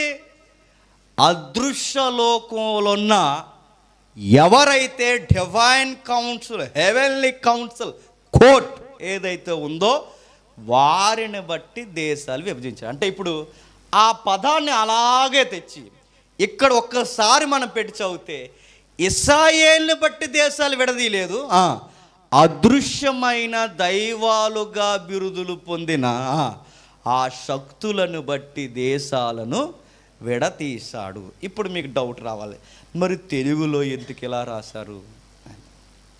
వచ్చిందా? మీరు ఇదే కది వచ్చిన తిరగేయండి. NIVలో ఒకలా ఉంటుంది, న్యూ కింగ్ జేమ్స్ వెర్షన్లో ఒకలా ఉంటుంది, గుడ్ న్యూస్ బైబిల్లో ఒకలా ఉంటుంది, రకరకాల బైబిల్లో రకరకాల ఒకలా ఉంది, వాడిక బైబిల్లో ఒకలా ఉంటుంది, గ్రాంధిక ఇప్పుడు మనం చదువుతున్న గ్రాంధిక బైబిల్లో ఒకలా ఉంది. ఇన్ని రకాలు ఎందుకు వచ్చాయి? కొన్ని వచనాల యొక్క సారాలు మనకెందుకు అర్థం కాకుండా దోబూచులాడుతున్నట్టు ఉండిపోయి అంటే ముఖ్యంగా 3 విషయాలు తెలియాలి. ఎందుకంటే ఆ 3 విషయాలు మీకు తెలిస్తే వచనాలు ఎప్పుడు బైబిల్ చదవడం మీకు ఈజీగా అర్థమవుతుంది. నెక్స్ట్ ఇమేజ్ ఒకటి చూడండి. 3 గ్రంథాలు ఉంటాయి చూడండి. నెక్స్ట్ ఇమేజ్ ఒకటి చూపిస్తారు, ఒకసారి చూడండి. ఒకసారి చూద్దాం. ఆ ఇమేజ్ని మీరు గమనిస్తే కొన్ని మూలాలు మనకు కనబడతాయి చూడండి. సంవత్సరాలు ఉన్నాయి, ఆ పైనున్న గ్రంథాలకి పేర్లు ఉన్నాయి. క్రీస్తు పూర్వం 400, క్రీస్తు పూర్వం 300, క్రీస్తు పూర్వం క్షమించండి క్రీస్తు శకం 900. ఇప్పుడు నేను అడుగుతున్నాను, ఏవైతే ఇప్పుడు ఈ 3 మూలాలు మనకు కనబడుతున్నాయో ఏ బైబిల్ ట్రాన్స్లేషన్ జరగాలన్నా ఈ 3 నుంచే తీసుకోవాలి. మీకు అర్థమవుతుందా? అంటే ఇప్పుడు తెలుగు వెర్షన్ రాయాలన్నా, ఏ వెర్షన్ రాయాలన్నా, ఏ వ్యాఖ్యానాలైనా, ఏ వెర్షన్ రాయాలన్నా ఈ 3 ఉండాలి. ఆ 3లో నేను చదువుతున్నాను చూడండి. సమరయులు ఆచరించక మూల గ్రంథం ఉందట. సమరయ స్త్రీ తెలుసుగా, సమరయ పట్టణం తెలుసుగా, ఇజ్రాయెల్కి క్యాపిటల్గా వ్యవహరించిన దేశం ఒకటి ఉందిగా. ఆ సమరయులు అనేక మూల పురుషులు ఉన్నారు. ఆ సమరయుల దగ్గర పురాతనమైన గ్రంథాలు ఉన్నాయంట 5. అంటే ఎప్పటికీ సమరయులు ఫాలో అయ్యే పురాతనమైన గ్రంథాలు, అంటే అన్నిటికన్నా పురాతనమైన గ్రంథాలు మోసే రాసిన 5 గ్రంథాలు వాళ్ళ దగ్గర ఉంటాయట. ఎన్ని? మోసే రాశాడుగా, మోసే రాసిన 5 గ్రంథాలు. 5 గ్రంథాలు ఏంటి? ఆది కాండము, చివరి గ్రంథం ద్వితీయోపదేశకాండం. ఈ 5 గ్రంథాలు ఏవైతే ఉన్నవో ఈ 5 గ్రంథాల యొక్క మూలాలు లేదా ఒరిజినల్కి దగ్గరకున్న ప్రతులు వాళ్ళ దగ్గర ఉంటాయి. ఎవరి దగ్గర అంటే ఇప్పుడు ఆ ముందున్న ఆ 2 గ్రంథాల కన్నా పురాతనమైనవి ఏవి చెప్పండి? సమరయుల దగ్గర ఉన్నవి. మరి మిగిలిన గ్రంథాలు అంటే మిగిలిన గ్రంథాలు లెక్కలో తీసుకోరు వాళ్ళు. వాళ్ళకు కావలసిన మూల గ్రంథాలు ఏంటంటే మోసే రాసిన చెప్పండి 5 గ్రంథాలు. రెండవది ఏంటి? సెప్టుజెంట్. అంటే ఇది ఒక కాలం ఉంది, మీరు స్టాండర్డ్ జీకేలో కూడా చదువుకుంటారు. అలెగ్జాండ్రియా అని ఒక ఏరియా ఉంది, ఈజిప్ట్ నానుకొని తెలుసుగా. పురాతనమైన 7 వింతల్లో ఒక వింత అయిన టవర్ ఉంటుంది, లైట్ హౌస్. మీరు చదివి ఉంటారు. అలెగ్జాండ్రియా పురాతనమైన లైట్ హౌస్. ఇప్పటికీ పాత 7 వింతల్లో ఒక వింత అదిగో అలెగ్జాండ్రియాలో ఉన్న లైట్ హౌస్. ఈ లైట్ హౌస్ ఏదైతే ఉందో లైట్ హౌస్ కింద పెద్ద లైబ్రరీ మెయింటైన్ చేసేవాడు ఒక రాజు. ఇది ఎప్పుడంటే క్రీస్తు పూర్వం 300. అంటే సమరయుల తర్వాత మరలా నెక్స్ట్ కాలం పురాతనమైన ఏదైనా ఉందంటే 2వ స్థానంలో ఏది? ఇదిగో సెప్టిజెంట్ అని పిలుచుకునే కాలం. అంటే ఆ కాలంలో పిలుస్తున్న దగ్గర ఆ ఏదైతే టవర్ ఉందో ఆ టవర్ కింద గ్రంథాలయం ఉండేది. ఆ గ్రంథాలయంలో ఫేమస్ బుక్స్ అన్నీ అందులో పెట్టేవారు. మీకు ఒకసారి చెప్పాను, మీకు ఎంతమంది గుర్తుందో, అపోల్లో కోసం చెప్పినప్పుడు చెప్పాను, మీకు గుర్తుందా? అపోల్లో ఎలా మారాడంటే ఆ గ్రంథాలయంలో ఉన్న పాత నిబంధన చదివే ఆయనకి బైబిల్ మీద మక్కువ ఏర్పడింది. అంటే మనకు విషయం తెలియాలి, అలెగ్జాండ్రియాలో ఉన్న గొప్ప విధానం ఏంటంటే ప్రపంచంలో ఉన్న ప్రతి గొప్ప పుస్తకాన్ని తర్జుమా చేసి ఆ గ్రంథాలయంలో పెడతారు. ఏ గ్రంథాలయంలో? అలెగ్జాండ్రియా అనే ఆ టవర్ ఏదైతే ఉందో లైట్ హౌస్ కింద పెడతారు. సెప్టిజెంట్ అంటారు వాటిని. ఎందుకు సెప్టిజెంట్ అనే పేరు వచ్చిందంటే ఇప్పుడు ఈ గ్రంథాలన్నీ తర్జుమా చేసి అక్కడ పెడితే ఒకరోజు వీళ్ళకి బైబిల్ కూడా ఆకర్షించింది వీళ్ళు. బైబిల్ని ఆకర్షించినప్పుడు అక్కడ ఒక రాజు ఉన్నాడు, ఆడి పేరు నేను మర్చిపోయాను. ఆడి నెంబర్ 2 అంటారు వాడిని, ఆడికి ముందేదో ఉంటుంది పేరు. ఈ రెండవ రాజు ఏం చేస్తాడంటే వీడు బైబిల్ని తర్జుమా చేస్తాడు. బైబిల్ని తర్జుమా చేయాలి. ఎందులోకి తర్జుమా చేయాలంటే గ్రీకులోకి చేయాలి. ఎందులోకి? గ్రీకులోకి ఎందుకు చేయాలంటే అప్పటికి గ్రీకుల ప్రభావం ఎక్కువ ఉంది. అప్పటికి మనం చూస్తున్న కాలం ఏదైతే ఉందో అప్పటికి గ్రీకుల ప్రభావం ఎక్కువ ఉంది. అప్పటికే ప్రపంచానికి ఫేమస్ లాంగ్వేజ్ ఏదైపోయింది? గ్రీకు. అంటే ప్రపంచంలో ఉన్న ప్రతి ఒక్కడు మన గ్రంథాలయాన్ని కొనియాడాలంటే అందరూ కామన్గా మాట్లాడే లాంగ్వేజ్ ఉంది, ఏంటి చెప్పండి? గ్రీకు. గనక గ్రీకులోకి పుస్తకాలు తర్జుమా చేయడం మొదలెట్టారు. ఎప్పుడైతే తర్జుమా చేస్తున్నారో వీళ్ళ పాత నిబంధన గ్రంథాన్ని కూడా చేయాలనుకున్నారు. ఏ గ్రంథాన్ని? పాత నిబంధన గ్రంథాన్ని. ఆ పాత నిబంధన గ్రంథాన్ని తర్జుమా చేయాలంటే ఆ గ్రంథాన్ని బాగా ఎరిగిన ఇశ్రాయేలీల్లోంచి వచ్చిన వాళ్ళు అయితేనే బాగా తర్జుమా చేస్తారని ఒక్కొక్క గోత్రం నుంచి 6 పిలిచారు. 6 పిలిస్తే 12 గోత్రాలు, 12 ఆర్లు. అది కరోనా వ్యవహారం. చెప్పండి, 12 ఆర్లు 72. దాన్నే సెప్టుజెంట్ అంటారు. ఏంటది? 72 మందిని పిలిపించి ఆ 72 మందితో పాత నిబంధనని తర్జుమా చేయించాడు. ఇశ్రాయేల్లో ఉన్న 72 పిలిపించి ఆ తర్జుమా చేయించిన వారిని ఆ పుస్తకాన్ని పట్టుకెళ్ళి అందులో పెట్టాడు. ఎందులో? ఆ పురాతనమైన ఆ లైబ్రరీలో పెట్టించాడు. విచిత్రమైన మాట చెప్పనా, అపోస్తులు కానీ, యేసుక్రీస్తు వారు కానీ, పౌలు కానీ పాత నిబంధన వచనాలు కోట్ చేసి మాట్లాడుతుంటారు. క్రొత్త నిబంధన మనం చదువుతున్నప్పుడు ఇదిగో యెషయా ఇలా అన్నాడు, ఇదిగో యెరెమీయా ఇలా అన్నాడు, ఇదిగో ప్రవక్త ఇలా అన్నాడు, ఇదిగో మీకా ఇలా అన్నాడని కోట్ చేస్తుంటారు. చూసారా? ఈ అపోస్తులు ప్రభువు కోట్ చేసిన రెఫరెన్స్ అన్నీ ఎందులో కోట్ చేశారో తెలుసా? ఈ తర్జుమా చేసిన 72 మంది చేసిన ఆ ప్రతుల్లోనే కోట్ చేశారు. అందులోదే ఎందుకు కోట్ చేశారంటే మీరు గుర్తించండి, గ్రీకు అరమిక్కు కలిసిన పదాలు అక్కడ ఉండేవి ఎక్కువ. ఆ 2 పదాలు అక్కడ ఎక్కువ ఉండే కనుక ఎక్కువగా మాట్లాడేది అరమిక్ ఎక్కువ మాట్లాడేవారు. అరమిక్ అంటే ఎబ్రీలో నుంచి కామన్గా మాట్లాడుకునే భాషనే అరమిక్. ఇప్పుడు మన గ్రాంథికం ఒరిజినల్ మంది, కానీ ఇప్పుడు మనం గ్రాంథికి మాట్లాడుతున్నామండి. చెలియో అన్నామా? గ్రాంథికి మాట్లాడదాం, కామన్ లాంగ్వేజ్ మాట్లాడుకుంటున్నా. అంటే ఇప్పుడు మనం మాట్లాడుకునే వాడుక భాష ఉంది చూస్తారా, ఇది కామన్గా మాట్లాడుకునే తెలుగు. ఇది అసలు ఒరిజినల్ తెలుగు ఇది కాదు, గ్రాంథికం. అది ఒరిజినల్. దాని నుంచి శాఖగా విడిపోయింది ఇప్పుడు మనం కామన్గా మాట్లాడుకునే వాడుక భాష. అలాగే గ్రీకులో లేదా అరమిక్ అనేది ఇది ఎలా వచ్చిందంటే ఎబ్రీలో నుంచి కామన్గా మాట్లాడుకునే భాషే అరమిక్. ఆ భాషలోకి దగ్గరగా ఉన్నాయి తర్జుమా చేయబడిన గ్రంథాలు ఏవి? ఆ 72 మంది చేసిన తర్జుమా. అంటే పురాతనమైన గ్రంథాలు చూసి తర్జుమా చేస్తే ఈ రెఫరెన్స్ని అపోస్తులు ప్రభు ఎందుకు కోట్ చేశారంటే అవి ప్రజలకు అందుబాటులో ఉన్నాయి కనుకే ఆ తర్జుమానే కోట్ చేసేవారు. ఇప్పుడు నేను అడుగుతున్నాను, ఒకటేమో సమరయులది ఉంది, 2 సెప్టుజెంట్ అంటే 72 మంది తర్జుమా చేసింది ఉంది, 3వది ఒకటి ఉంది. ఇది విచిత్రమైనది, వీళ్ళు మాట్లాడేది మసా స్క్రిప్చర్స్ అంటారు వీటిని. లేదా వారు మాట్లాడుతున్నది ఎప్పుడంటే 900, బాగా వినాలి, 900 క్రీస్తు శకం. వీళ్ళు ఎప్పుడు పుట్టుకొచ్చారంటే అంటే ఇప్పుడు ఈ క్రీస్తు పూర్వం 300కి క్రీస్తు శకం 900కి మధ్యలో కాలం ఎంత ఉందో చెప్పండి? 1300 సంవత్సరాలు ఉంది. వీళ్ళు ఇక్కడికి వచ్చేసరికి ఇది ఎవరు తర్జుమా చేశారంటే కావాలని ఇబ్రూలు తర్జుమా చేశారు. ఇబ్రూస్ వీళ్ళు ఉన్నారుగా, ఇశ్రాయేలీ.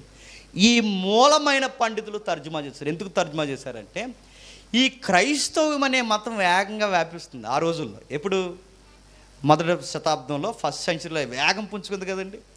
వాళ్ళు చంపే కొలది క్రైస్తవం వేగంగా పుంజుకుంటుంది. పైగా ఇశ్రాయేల్ నుంచే చాలామంది క్రైస్తవులు అవుతున్నారు. ఇలా క్రైస్తవులు ఎందుకు అవుతున్నారంటే వీళ్ళు ఈ మూల గ్రంథాలు చూపిస్తూ మార్చేస్తున్నారు. ఎవరిని? అనేక మంది ప్రజలు. ఇదిగో పాత నిబంధనలో కనబడుతున్న ఆ దూత ఎవరో కాదు, మెస్సయ్య. యెహోవాకి యెహోవాగా కనబడుతున్న యెహోవా ఎవరో కాదు, మేము ప్రకటిస్తున్న నజరేయుడైన యేసుడని పాత నిబంధన లేఖనాల నుంచి ఎప్పుడైతే మాట్లాడుతున్నారో వీళ్ళు ఇలా మాట్లాడేసే అవకాశం ఎక్కువగా సబ్సిడీ ఈ 72 మంది తర్జుమాలోంచి తీసుకుంటున్నారు కనుక ఇది మనకు అధికారికం కాదు అని కొత్త తర్జుమా ఒకటి తీసుకొచ్చిందే క్రీస్తు శకం 900 చేసింది. అది కావాలని క్రైస్తవులకి విరుద్ధంగా తర్జుమా చేసిన గ్రంథమే చెప్పండి మనం చూస్తున్న మసా గ్రంథాలు. ఇప్పుడు నేను అడుగుతున్నాను, ఈ మూడిట్లో బాగా వినాలి, ఈ మూడిట్లో ఇప్పుడు ఏది పురాతనమైంది మనకు చెప్పండి? ఒకటి సమరయులది, 2 72 మనది, ఇక మూడోది శకం, దాని వెనకాల యూదుల కుట్ర ఉంది.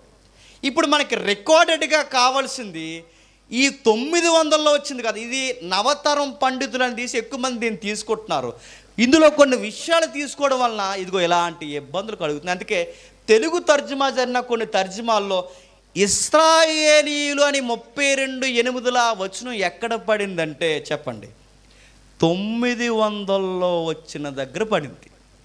నీకు అర్థమైందా? ఇంకా అర్థం కాకపోతే ఇంకా రేపు పొద్దున్నే తూర్పు అయ్యే పొందో చూడటం ఇంకా అంతే, లేకపోతే యూట్యూబ్ ఓపెన్ చేసుకుని మళ్ళీ ఒకసారి అంటాం.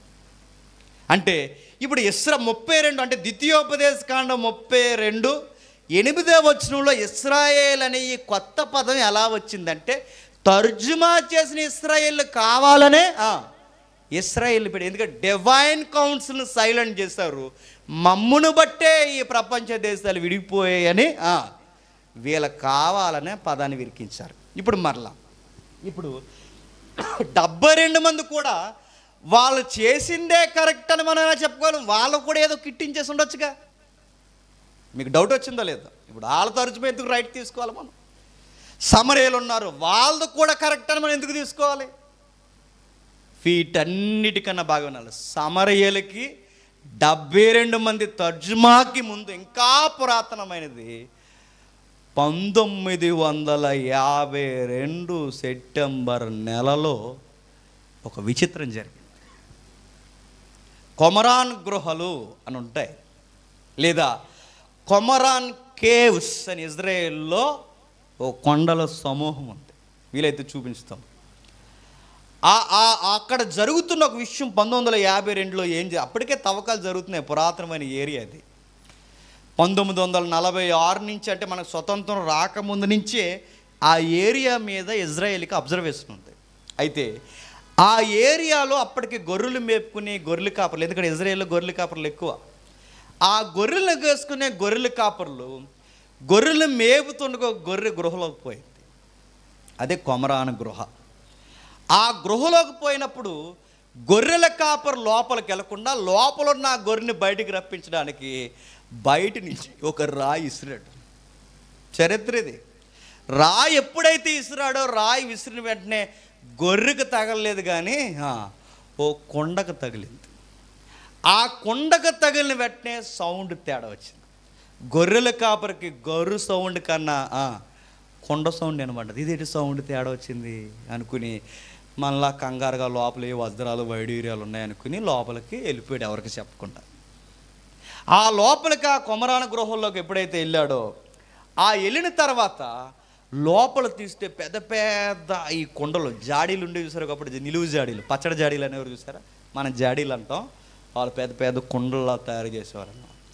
ఇలా పెద్ద పెద్ద బాణలు తయారు చేసి ఇంతంత పొడుగుంటాయండి. ఈ బాణల్లో రౌండ్గా చుట్టబడిన చర్మపు చుట్టలు అందులో పెట్టేసి ఉన్నాయి.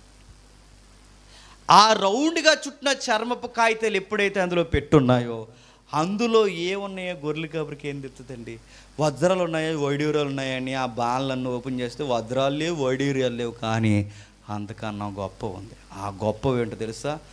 ఆ పురాతనమైన ప్రతిభ ఉంది. వజ్రాల కన్నా వైడూర్యం కన్నా గొప్పదని గొర్రెల కాపరికి తెలుసా? తెలియదు. వెంటనే ఇన్ఫర్మేషన్ గవర్నమెంట్కి వెళ్ళింది. గవర్నమెంట్, ఇజ్రాయెల్ గవర్నమెంట్ చకచకా దిగింది.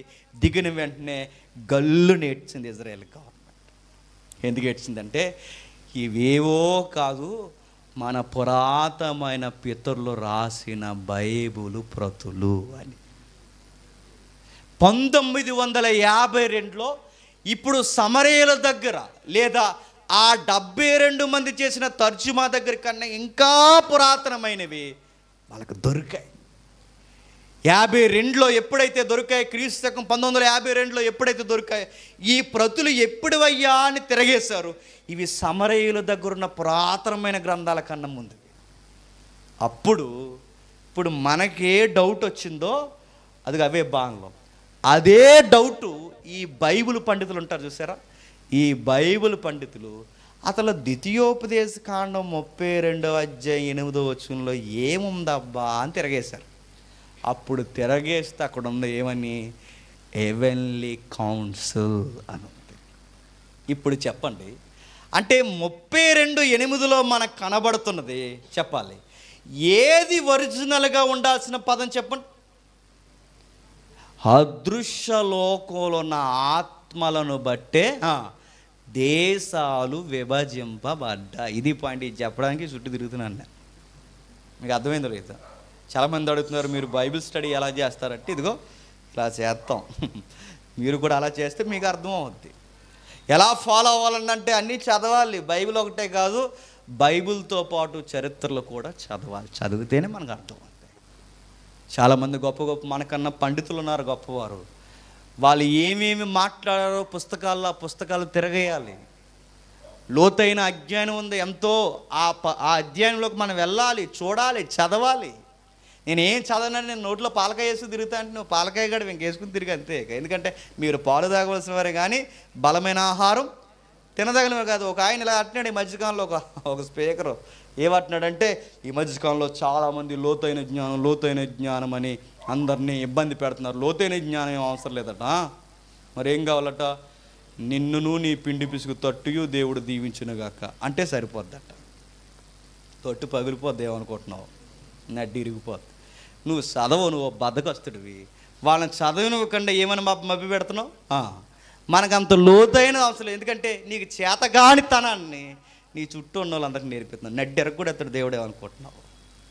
చదువు. వారం అంతా ఏం చేస్తున్నావు? సినిమాలు చూస్తున్నావా? వారం అంతా ఏం చేస్తున్నావు? షికార్లు కొడుతున్నావా? వారం అంతా ఏం చేస్తున్నావు? ఈ సంసారంలో పనికిమాలి అసలు వేసుకుంటూ తిరుగుతున్నావు. ఏం చేస్తున్నావు వారం అంతా? చదువు. రాత్రి పగలు విను. రాత్రి పగలు ఏం మాట్లాడు తిరగాయి. ఈ అడ్వాన్స్ టెక్నాలజీ ఏముందో తిరగాయి, చదువు. కష్టపడి వారమంతా పిండిన ఆ సారాన్ని తెచ్చి చెప్పు. ప్రజలు మారకపోతే చూడు, మారుతారు. బైబిల్ గొప్పతనం తెలుసుకుంటారు. చదివేవారు లేరు, చెప్పేవారు లేరు. ఒకవేళ చెబుదామన్నా చెప్పండి, నేనేవాళ్ళు లేరు. మీరు కూడా ఏదో చెప్తానే ఏదో బాధపడి పరుగులు తెస్తే బాగుండు అనుకుంటారు. కానీ తప్పదు, మరి మాకు సంఘస్థులు అయ్యారు కనుక మిమ్మల్ని ఉతికి ఆరాయాల్సిందే. ఓకే, మనకు కావాల్సిన పాయింట్ వద్దాం. 32 త్వరగా. మహోన్నతుడు జనములకు వారి స్వాస్యములను విభాగించినప్పుడు, నరజాతులను ప్రత్యేకించినప్పుడు, ఇశ్రాయేలు లెక్కన బట్టి ప్రజలకు సరిహద్దులను నియమించిన. ఇప్పుడు చెప్పండి, దేశాల్ని దేవుడు ఎలా ఎడదీశాడు? అదృశ్యమైన శక్తులను బట్టి ఒక్కొక్క దేశానికి ఒక్కొక్క శక్తినిచ్చి, ఈ దేశానికి నువ్వే రిప్రజెంట్గా ఉన్నామని ఎడదీశాడు. అంటే ఒక్కొక్క శక్తి ఒక్కొక్క దేవుడిగా పిలువబడ్డాడట. మీకు అర్థమైందంటే ఇప్పుడు ఇండియాలో ఎన్నున్నాయన్న అడగండి, ఉన్నాయి. ఐగుప్తిలో ఎన్నున్నాయో మీరు చదవండి. అసూరియన్స్ ఎన్నిటిని పూజించినా ప్రధానమైన దేవుడు ఒకడు ఉంటాడు. ఇప్పుడు మన ఇండియాలో ఎన్నున్న ప్రధాన దేవుడు ఒకడు ఉంటారు కదండి. అలాగే ప్రతి ఏరియాలో ఒక ఫేమస్ టెంపుల్ ఉంటుంది, ఒక ఫేమస్ గాడ్ ఉంటాడు. ఈ రెండింటిని మనం ఎందుకు అవినాభావ సంబంధం ఉందంటామంటే, వీటిని బట్టే దేవుడు ఏం చేశాడట? దేశాలను విడదీశాడట. ఇప్పుడు ఈ దేశాలని వాటిని బట్టే విడదీస్తే వీటి వెనకాల వాళ్ళు పనిచేస్తారంటే చెప్పండి, అలా మబ్బు పెడుతూ పనిచేస్తారట. ఇంకా అర్థం కాకపోతే ఒకరోజు మనలాంటి విషయంలో కన్ఫ్యూజన్లో ఉన్న భక్తుడైన దానియేలు దగ్గర ఈ డిస్కషన్ వచ్చింది. దేని గూర్చి? ఈ అధిపతులు గూర్చి, ఈ దైవాల గూర్చి. ఏమని వచ్చిందో ఒకసారి చూడండి, వింతగా ఉంటుందండి. ఒకసారి చూసి ముగించుకుందాం. దానియేలు గ్రంథం 10వ అధ్యాయం. దానియేలు గ్రంథం 10వ అధ్యాయం జాగ్రత్తగా వినండి, ముగించుకుందాం. దానియేలు గ్రంథం 10వ అధ్యాయం మొదటి వచనం చూడండి ఒకసారి. పారసిక రాజు కోరేసు పరిపాలన కాలమందు 3వ సంవత్సరం బెల్షస్సరు అనే దానియేలు గొప్ప యుద్ధము జరిగిన సంగతి నిజమే, దానియేలు దాన్ని గ్రహించాడు.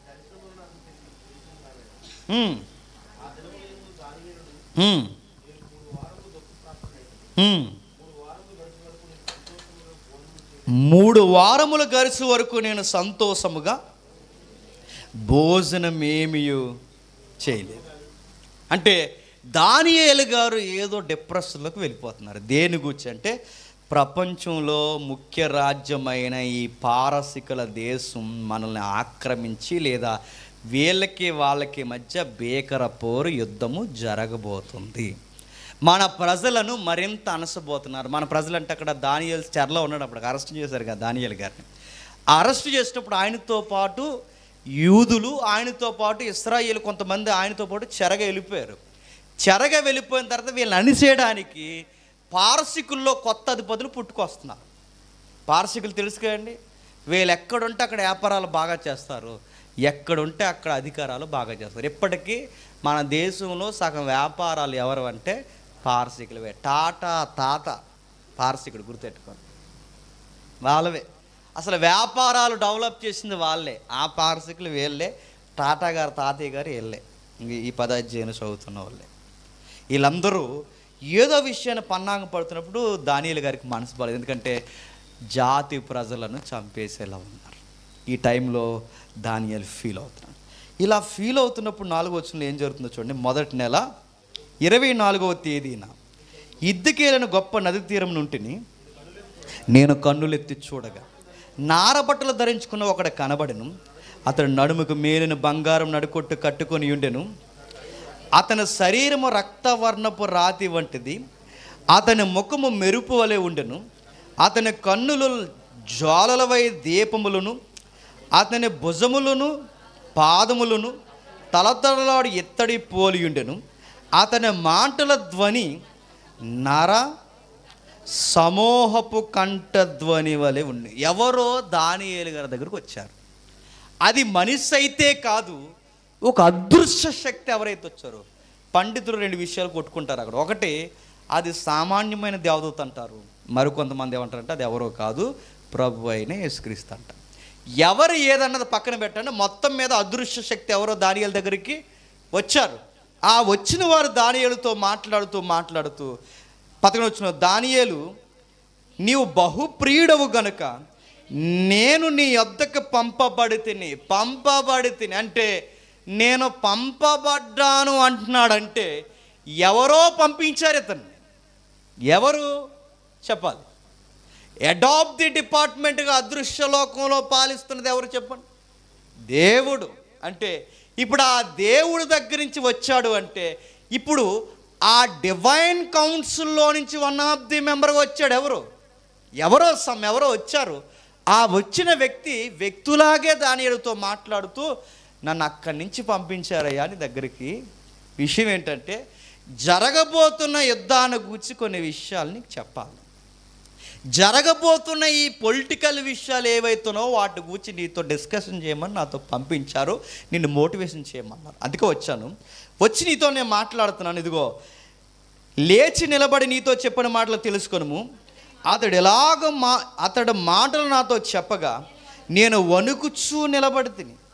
అప్పుడు అతడు, బాగా వినాలి, కొన్ని పదాలు ఉన్నాయి అక్కడ. అప్పుడు అతడు, దానియేలు భయపడకు, నీవు తెలుసుకొనవలనని నీ మనస్సును అప్పగించి దేవుని ఎదుట నిన్ను తగ్గించుకొని ఆ మొదటి దినము మొదలుకొని నీవు చెప్పిన మాటలు వినబడను గనక నీ మాటను బట్టి నేను పంపిస్తే వచ్చి తిని. పారసికుల రాజ్యాధిపతి 21 దినములు నన్ను ఎదిరించిన. క్వశ్చన్ అడుగుతాను, బాగా చెప్పాలి. ఇప్పుడు ఈయన దగ్గరికి రావాలంటే అదృశ్య శక్తి అయిన ఆ వ్యక్తి దానియేలు దగ్గరికి వద్దామని బయలుదేరుతుంటే దానియేలు దగ్గరికి రాకుండా ఎవరో ఈ అదృశ్య శక్తిని ఆపేశారట. ఆ మాట మీకు అర్థమైతే మొత్తం లెసన్ అంతా మీకు అర్థమైపోతుంది. అంటే ఇప్పుడు దానియేలు గారి దగ్గరకు అదృశ్య శక్తి నిన్ను మోటివేషన్ చేయమని దైవం లేదా మేము ఆరాధిస్తున్న ఆ దైవం మమ్మల్ని పంపితే మేము నీ దగ్గరకు వద్దామని బయలుదేరుతుంటే మధ్యలో నన్ను 20 రోజులు పైనే ఒకరు నన్ను ఆపేశారు. ఎవరు ఆపేశారంటే చెప్తున్నాడు చూడండి.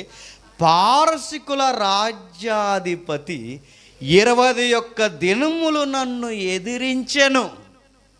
ఇప్పుడు మీకు అర్థం అవ్వాలి, 32వ అధ్యాయం ఆదికాండ 8వ వచనంలో ఉన్న ఒక్కొక్క దేశానికి ఒక్కొక్క అధిపతిని ఇచ్చాడు దేవుడు. ఆ అధిపతి ఆ దేశానికి ఏమయ్యాడు? దేవుడయ్యాడు. అంటే ఇప్పుడు కనబడుతున్న అధికారాల వెనక కనబడని ఒక అధికారం ఉందట. అంటే కనబడుతున్న పారసికుల అధిపతి వెనకాల కనబడుతున్న పారసికుల రాజు ఎవరైతే ఉన్నాడో ఈ రాజు వెనకాల ఇంకొక రాజు ఉన్నాడట. ఆడు కనబడ్డట. మీకు అర్థమైందా లేదో? ఆడు కనబడ్డట. కానీ ఎవరికి కనబడ్డాడట? దానియేలు దగ్గరికి ఎవరైతే వస్తున్నాడో ఆ వస్తున్న ఆయనకి కనబడ్డాడు. ఎందుకంటే ఆయన కనబడని వ్యక్తి కాబట్టే ఆయనకి కనబడ్డాడు. అంటే నేను నీ దగ్గరికి వద్దామనుకున్నాను, కానీ ఈ దేశాన్ని పంచి ఒక ఆయనకి ఇచ్చాడుగా దేవుడు. ఆ పంచిచ్చిన లేదా పంచి తీసుకున్న అధిపతి ఎవరైతే ఉన్నాడో ఆ అధిపతి ఆ దేశంలోకి రాకుండా నన్ను ఆపేశాడు. ద్వితీయోపదేశకాండంలో ఎవరెవరికైతే పంచిచ్చాడో, ద్వితీయోపదేశకాండం 4వ అధ్యాయంలో ఎవరెవరికైతే పంచిచ్చాడో అక్కడ అధిపతి అని రాయబడింది, కానీ కొన్ని పదాలు వాళ్ళే దైవాలుగా కొలువు తీరు. అంటే రాజులు వెనకాల అసలు అధికారాలు ఉన్నాయట కనబడకండి. అంటే ఒక్కొక్క దేశానికి ఒక్కొక్క కనబడని అధిపతి ఉన్నాడు. అంటే ఈడు ఆపేసాడట ఎవరిని? దానియేలు దగ్గరకు వస్తున్న అదృశ్యమైన ఒక వ్యక్తిత్వాన్ని ఆపేశాడు. అప్పుడు మరి ఆపేస్తే మరి నువ్వు ఎలా వచ్చావు? గొప్ప ఫైట్ జరిగింది అన్నాడు. నన్ను ఈడు ఆపేస్తున్నాడంటే వీడు బెండి తీసోక ఆయన మళ్ళీ నాకు సాయం చేయడానికి వచ్చాడు. ఎవరు? మికాయేలు వచ్చాడట. మికాయేలు ఎందుకు వచ్చాడు? మికాయేలు మీ దేశానికి అధిపతి కనుక. మీకు అర్థమైందో లేదో? ఇంతకన్నా వివరంగా చెప్పడం నాకు రాదు. అంటే మీ దేశానికి అధిపతి మికాయేలు, ఆ దేశానికి అధిపతి వాడు పారసిక నాడి పేరు, వాళ్ళ అధిపతి వాడు, మీ అధిపతి మికాయేలు. మీకు వార్త తేయడానికి మధ్యలోకి నేను వస్తే నన్ను ఆపేశాడు. ఇప్పుడు నన్ను ఆపేసిన నా కొరకు మీ కొరకు ఫైట్ చేయడానికి దేవుడు మరొక ఆయనకి పర్మిషన్ ఇచ్చాడు. ఆయనే మీ అధిపతి మికాయేలు. అంటే ఇజ్రాయేల్ దేశానికి ఒక అధిపతి ఉన్నాడు. అంటే ఇజ్రాయేల్ దేశానికి అధిపతి ఎవరు? మికాయేలు. అసూరు దేశానికి అధిపతి ఎవరు? ఆడెవడో ఉన్నాడు. పారసికులకి ఎవరు? ఆడెవడో ఉన్నాడు. ఐగుప్తులకి ఎవరు? ఆడెవడో ఉన్నాడు. వీళ్ళందరూ ఎవరు? అదృశ్యాత్మలు. ఒక్కొక్క దేశానికి ఒక్కొక్క ఆత్మ ఉంది. ఆ ఒక్కొక్క ఆత్మ వెనకాల ఒక కార్యం ఉంది. ఆ కార్యానికి ముందు ఒక రూపం ఉంది. ఆ రూపానికి ఆ దేశంలో పేరు ఉంది. ఆ పేరే దేవుడు అని పేరెట్టుకున్నారు. ఆ దేవుడు ఏం చేశాడట? పంచి అప్పగించేశాడట. ఇంకా మీకు బాగా అర్థం అవ్వాలంటే కిందకుంటుంది చూడండి. నేను నిలుచుండగా ప్రధాన అధిపతుల్లో మికాయేలను ఒకడు నాకు సహాయం చేయవచ్చును. ఈ దర్శనముల సంగతి ఇంకా అనేక దినముల వరకు జరగదు. అయితే దినముల అంతమందు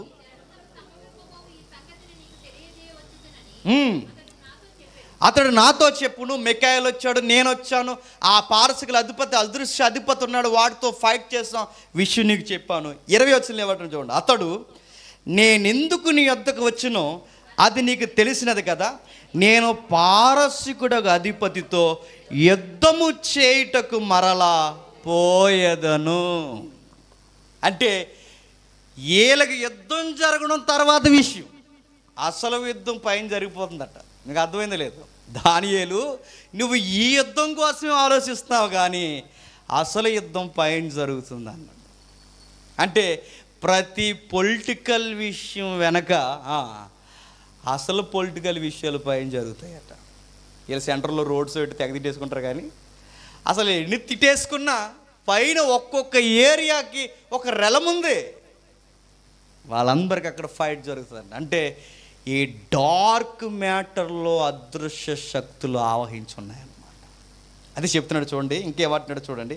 అయితే నేను నీ యొద్దకు వచ్చింది కదా, నీకు తెలిసే ఉన్నది కదా, నేను పారసికుడు అధిపతితో యుద్ధము చేయుటకు మరలా పోయాను. ఎందుకంటే ఆడు మళ్ళీ ఆపుతాడు, మళ్ళీ ఫైట్. ఇప్పుడు మళ్ళీ అంటాడు చూ, నేను బయలుదేరుచుండగా గ్రేకుల దేశం యొక్క అధిపతి వచ్చును. మళ్ళీ గ్రేకీయులు అంటే గ్రీకులు. మీ అధిపతితోనే కాదు ఫైటు, గ్రీకులు కూడా అధిపతి ఉన్నాడు. గ్రీకుల అధిపతి అలెగ్జాండర్ కాదు, ఆడు కాదు, అతను కాదు. అలెగ్జాండర్ వెనకాల ఒకడు ఉన్నాడు. ఎవరు? కనబడని అజూరిస్ అధిపతి ఒకడు ఉన్నాడు. అంటే ఒక్కొక్క దేశానికి చెప్పండి ఒక్కో అధిపతి ఉన్నాడు. ఈ అధిపతుల్ని, అదృశ్య ఆత్మల్ని దైవాలు అన్నారు. ఇప్పుడు చదవండి 82వ అధ్యాయం. ఇప్పుడు మీకు అర్థమవుద్ది. 82వ అధ్యాయం కీర్తన గ్రంథం 82వ కీర్తన మొదటి వచనం. దేవుని సమాజంలో దేవుడు నిలిచి ఉన్నాడు దైవముల మధ్య. ఇప్పుడు చెప్పండి, ఎవరు ఆ దైవాలు? చెప్పాలి. ఒక్కొక్క దేశానికి ఎవరెవరైతే దైవాలుగా కొలువు తీరారో ఆ ఒక్కొక్క దైవాలుగా కొలువు తీరిన వీళ్ళందరికీ కౌన్సిల్ మీటింగ్ ఒకటి జరుగుద్దట. ఆ మీటింగ్ ఇలా ఎవరైతే మీరున్నారో, ఇప్పుడు మీరందరూ ఒక దేవత అనుకోండి, ఒక దేవుడు అనుకోండి, మీరందరూ ఇలా ఫామ్ అయ్యి ఒక మీటింగ్ వచ్చినప్పుడు దేవుడు ఇలా సింహాసనం మీదకి వచ్చి నీ దేశము, నీ సంగతి, నువ్వు నడిపిస్తున్న విధానాలు ఏంటని వీళ్ళకి జడ్జిమెంట్లు చెప్తారట. ఎవరు? దేవుడు. అంటే ఇప్పుడు ఒక్కొక్క దేశానికి ఒక్కొక్క దేవుడిని దేవుడే పంచిచ్చేశాడు. ఎందుకంటే దేవుడు అలా పంచిచ్చేశాడంటే ఆ రోమపత్రిక మీరు చదవండి. ఆ మొదటి అధ్యాయం మీరు చదివితే మీకు అర్థం కావాలి. చతుష్పాద జంతువులు, పురుగులు, మనుషులు స్వరూపాలుగా మనుషులు దేవుళ్ళని చేసుకున్నారట. చదివారు అధ్యాయం? చదవలేదని మీ మొఖాలు నాకు అర్థమైపోతుంది. ఒకసారి చదవండి, దగ్గర మంచిది. మళ్ళీ వద్దాం ఒకసారి. రోమపత్రిక మొదటి అధ్యాయం 24 వచ్చిన అనుకుంటే ఒకసారి చూడండి. ఈ హేతువు వచ్చేత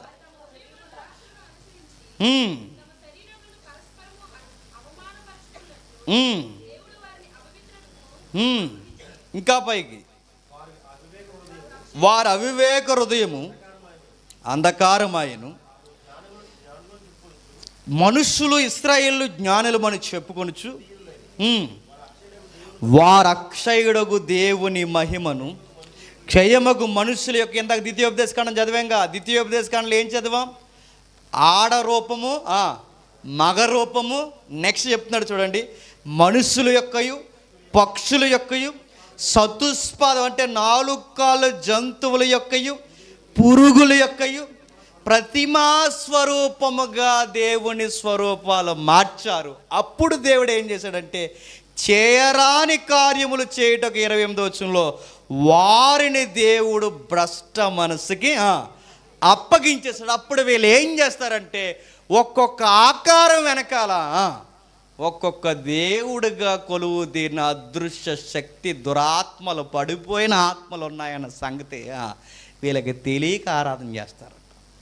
అదేంటండి దేవుడికే కదా చేస్తున్నామంటే, మీరు అసలు దేవునికి మనసులో చోటు ఇయ్యనోళ్ళకి పోయారు కనుక చేయరాని కార్యములు చేయడానికి దేవుడే భ్రష్టాత్మకు అప్పగించేశాడంటే ఒక్కొక్క దేశంలో ఒక భ్రష్టాత్మను పెట్టి ఇదే మీ దేవుడు ఆరాధించుకుని పనిచేసేసాడట. అంతే.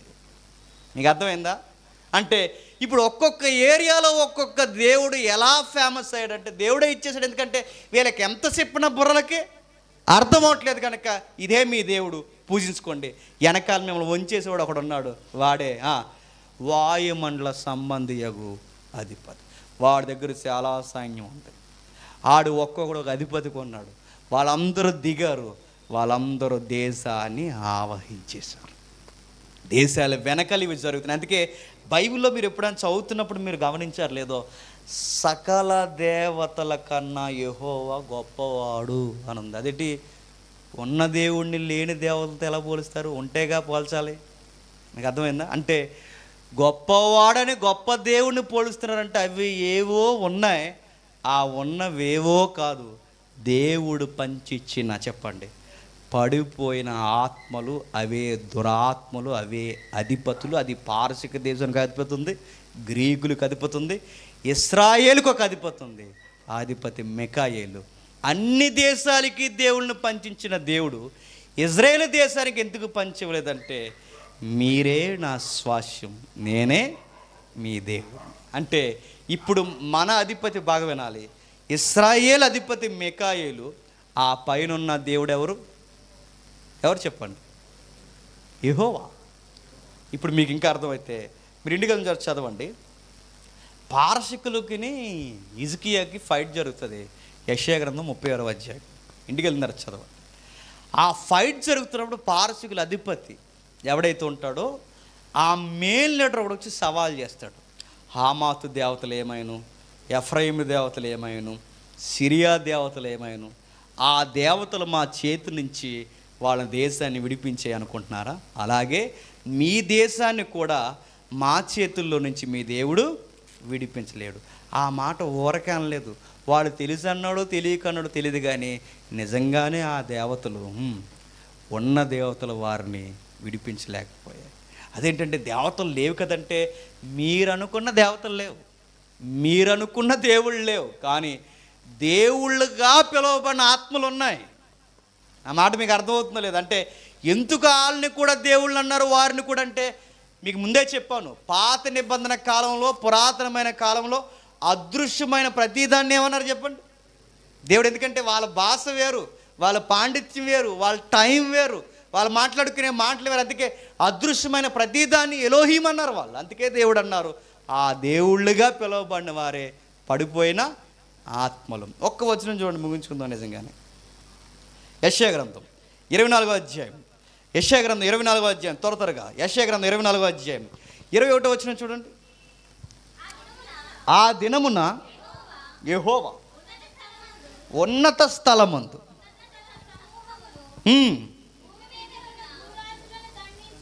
భూమి మీద ఉన్న భూరాజులను లింక్ ఇచ్చాడు. చూసారా ఏమంటున్నాడు? ఉన్నత స్థలముల మీద ఉన్న ఉన్నత స్థల సమూహమును, భూమి మీద ఉన్న భూరాజులను. అదేంటండి? భూమి మీద ఉన్న భూరాజులను దండిస్తున్నప్పుడు పైన వాళ్ళని ఎందుకు దండించాలి? ఎందుకంటే వాళ్ళ వెనకాల వీళ్ళు ఉన్నారు, వీళ్ళ వెనకాల వాళ్ళు ఉన్నారు. అందుకే ఇద్దరికి కోటింగ్ ఉంటుంది అన్నాడు. ఆ ఇద్దరికి కోటింగ్ ఉన్నదే ఆ 82వ కీర్తన మనం చదువుతున్నాం. అదే జడ్జిమెంట్ సాంగ్. అది అక్కడ జడ్జిమెంట్ చేస్తున్నది ఎవరెవరికంటే, కనబడుతున్న లోకానికి చేస్తున్నాడు, కనబడని లోకానికి కూడా చేస్తున్నాడు. అది యెషయాలో చెప్తున్నాడు. ఇదిగో మళ్ళీ చదవండి ఒకసారి. ఆ దినమున యెహోవా ఉన్నత స్థలముల మీద ఉన్న ఉన్నత సమూహములను, భూమి మీద ఉన్న భూరాజులను దండించును, వారిని వీరిని కలిపి. ఎందుకంటే దేశము భౌగోళికంగా మీ చేతుల్లో ఉంటే అదృశ్యంగా వాళ్ళ చేతుల్లో ఉంది. అందుకే కనబడిన వాళ్ళకే కనబడుతున్న మీకు, మిమ్మల్ని బట్టే ప్రజలు నడుస్తున్నారు కనుక మిమ్మల్ని నేను జడ్జిమెంట్ చేస్తాను అన్నాడు. మరో వచనం చూడండి, ప్రకటన గ్రంథం 12వ అధ్యాయం, ప్రకటన గ్రంథం 12వ అధ్యాయం ముగించుకుందాం. ప్రకటన గ్రంథం 12వ అధ్యాయం 7వ వచనం. కేవలం పాత నిబంధనకే కాదు, క్రొత్త నిబంధనలో కూడా చూడండి. అంతటా పరలోకమందు యుద్ధము జరిగెను,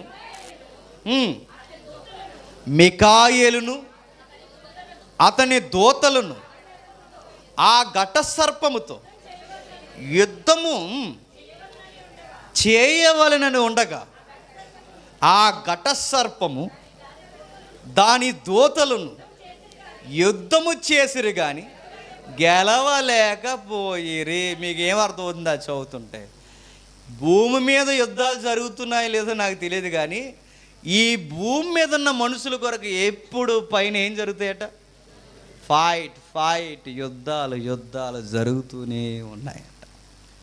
మికాయేలు ఒక పక్క నుంచి ఫైట్ చేస్తుంటే అటేపు నుంచి అపోజిషన్ ఒకడు ఉన్నాడు. ఆడవాడు డార్క్ కింగ్. ఎవడాడు? వాయుమండల అధిపతి వాడు సైన్యం వేసుకుని దిగిపోతున్నాడు. వీళ్ళు ఎందుకు దిగిపోతారంటే వాడు ఈ లోకాధికారి. వాడు అంటున్నాడు, ఈ లోకము నాది అంటున్నాడు. మికాయేలు ఏమంటాడు? ఈ లోకము నీదే కాదు, ఈ లోకము దేవునిది. దేవుడు ఇస్తే వచ్చావు, నువ్వు ఎగస్ట్రాలు చేయక అంటున్నారు. ఇలా ఫైట్ జరుగుతుంది. దేశాల కొరకు, భక్తుల కొరకు ఫైట్ జరుగుతుంది. అంటే పైన ఎప్పుడు రణరంగం మోగుతూనే ఉంటుంది అన్నమాట.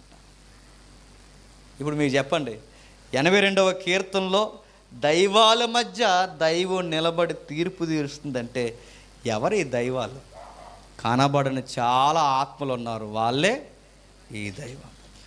ఇంత చెప్పినా మీకు అర్థం కాకపోతే నేను అనుకుంటానండి, బహుశా నేను సీరియస్గా చెప్తున్నాను, మీరు ఇంకా వాడి డార్క్ మ్యాటర్లో ఉన్నారని అనుకోండి. నేను సీరియస్గా చెప్తున్నాను, నిజంగానే చెప్తున్నా.